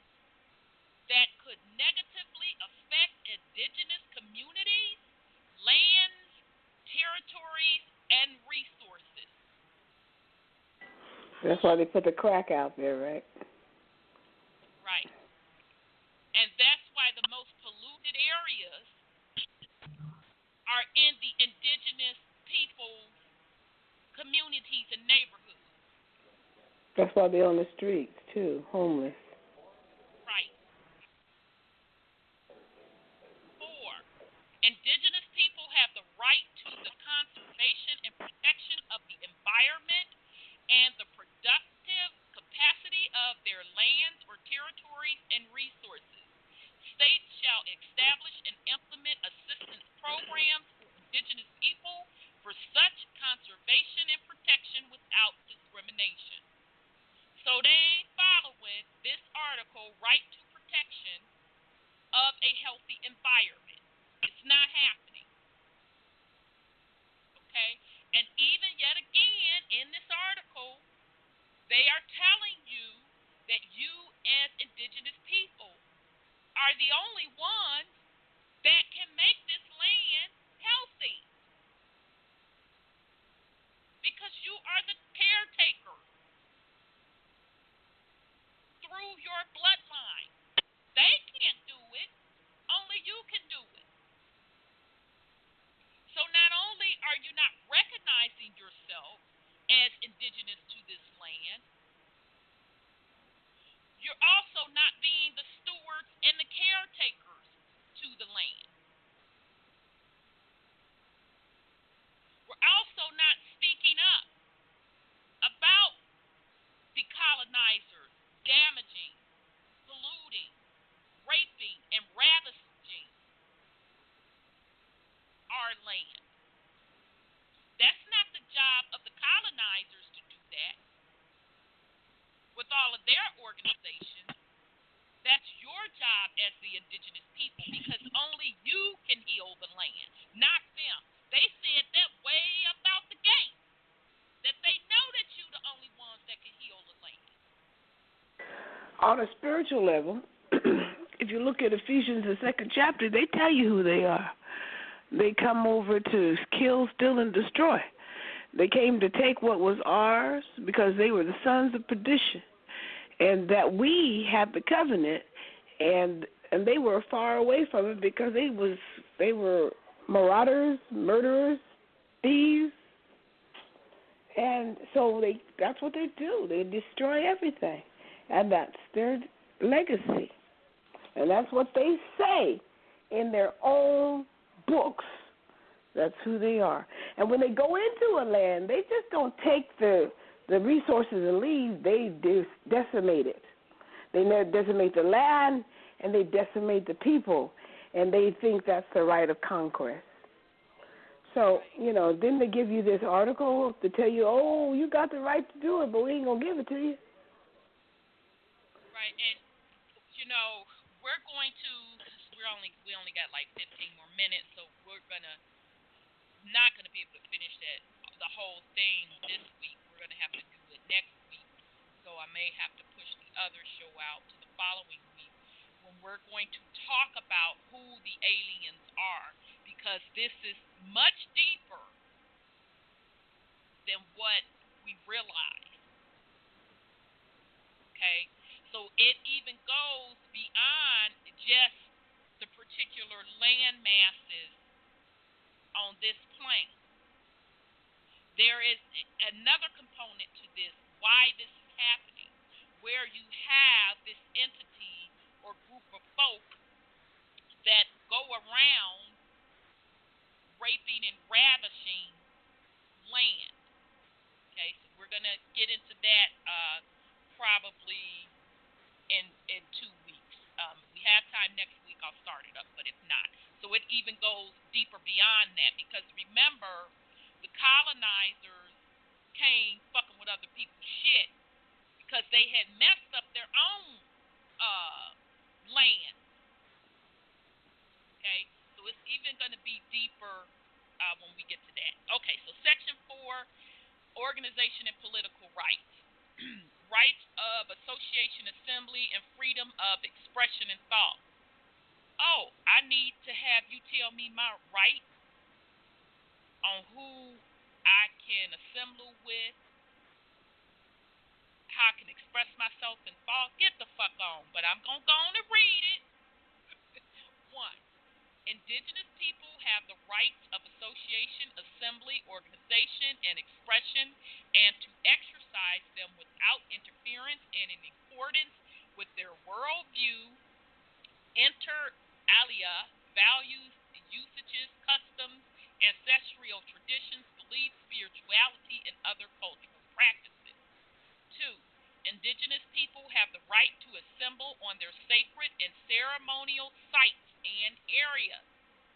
For this purpose, they shall have free access and use to these sites and areas. Okay? That's what Brother Sean was talking about.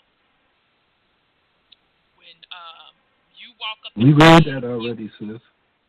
Oh, did I? Well, it's up under organization and political thoughts. Oh, okay. Or political rights. Yeah. So I guess they put it in there twice. 3. Indigenous peoples, in particular those who are divided by international borders, now I'm going to come back to that, shall have the right to travel and to maintain and develop contacts, relations, and direct cooperation, including activities for spiritual, cultural, political, economic, and social purposes with their members and other peoples. So I'll pause and let y'all put something on it so I can take a swig of water. Yeah, that's that whole right to travel thing they talking about, ain't it? I mean, if it's our land, I mean, we should be able to travel how we want, where we want.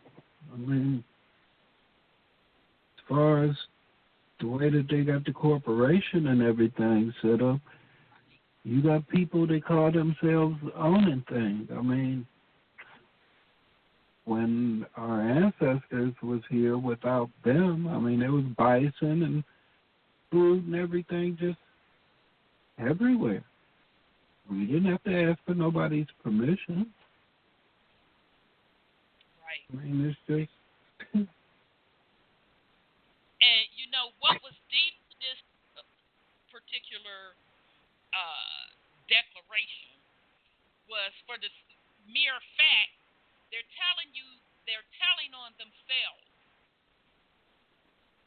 Because they're saying, in particular, those who are divided by international borders shall have the right to travel and maintain and develop contact, relation, and direct cooperation, including activities for spiritual, cultural, political, economic, and social purposes with their members and other people.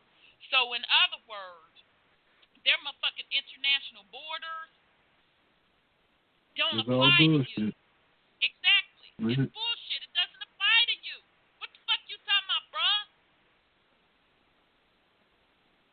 Well, they won't define who the indigenous people are in this. They just keep saying indigenous people.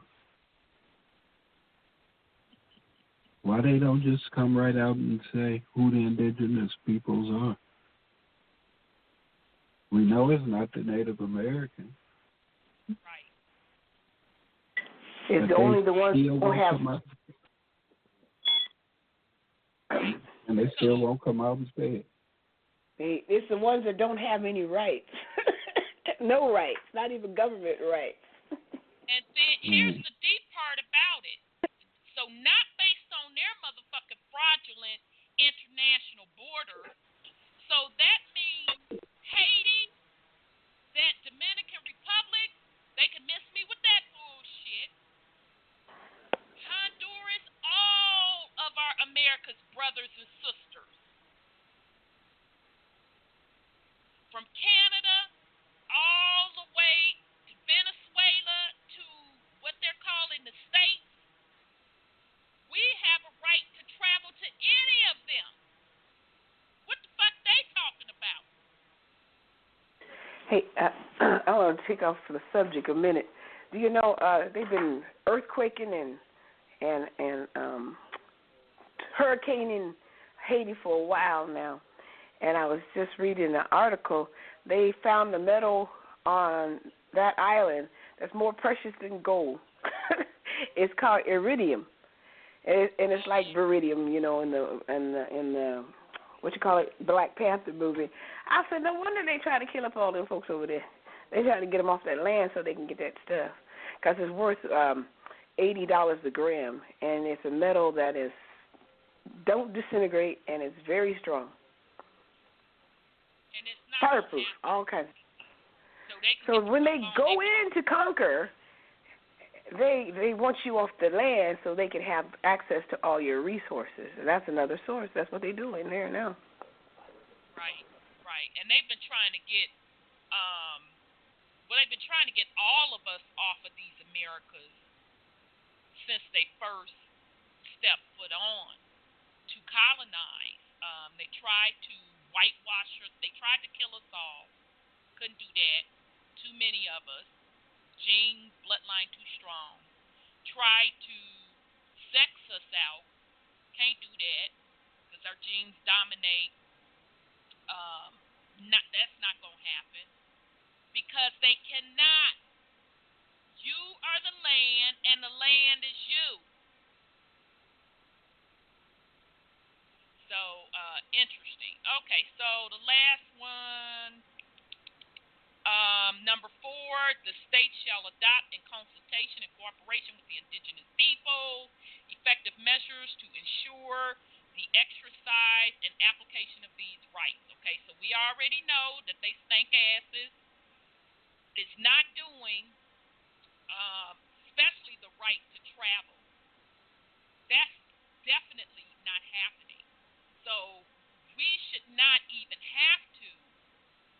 When, you getting ready to go somewhere in the Americas, what the fuck you mean documentation, bruh? When I want to go to Canada, I want to kick it over to Honduras, I want to kick it over to Belize. These my people. What the fuck you talking about? Matter of fact, bitch, show me your documentation. How about that? So they're not following that whole right to travel.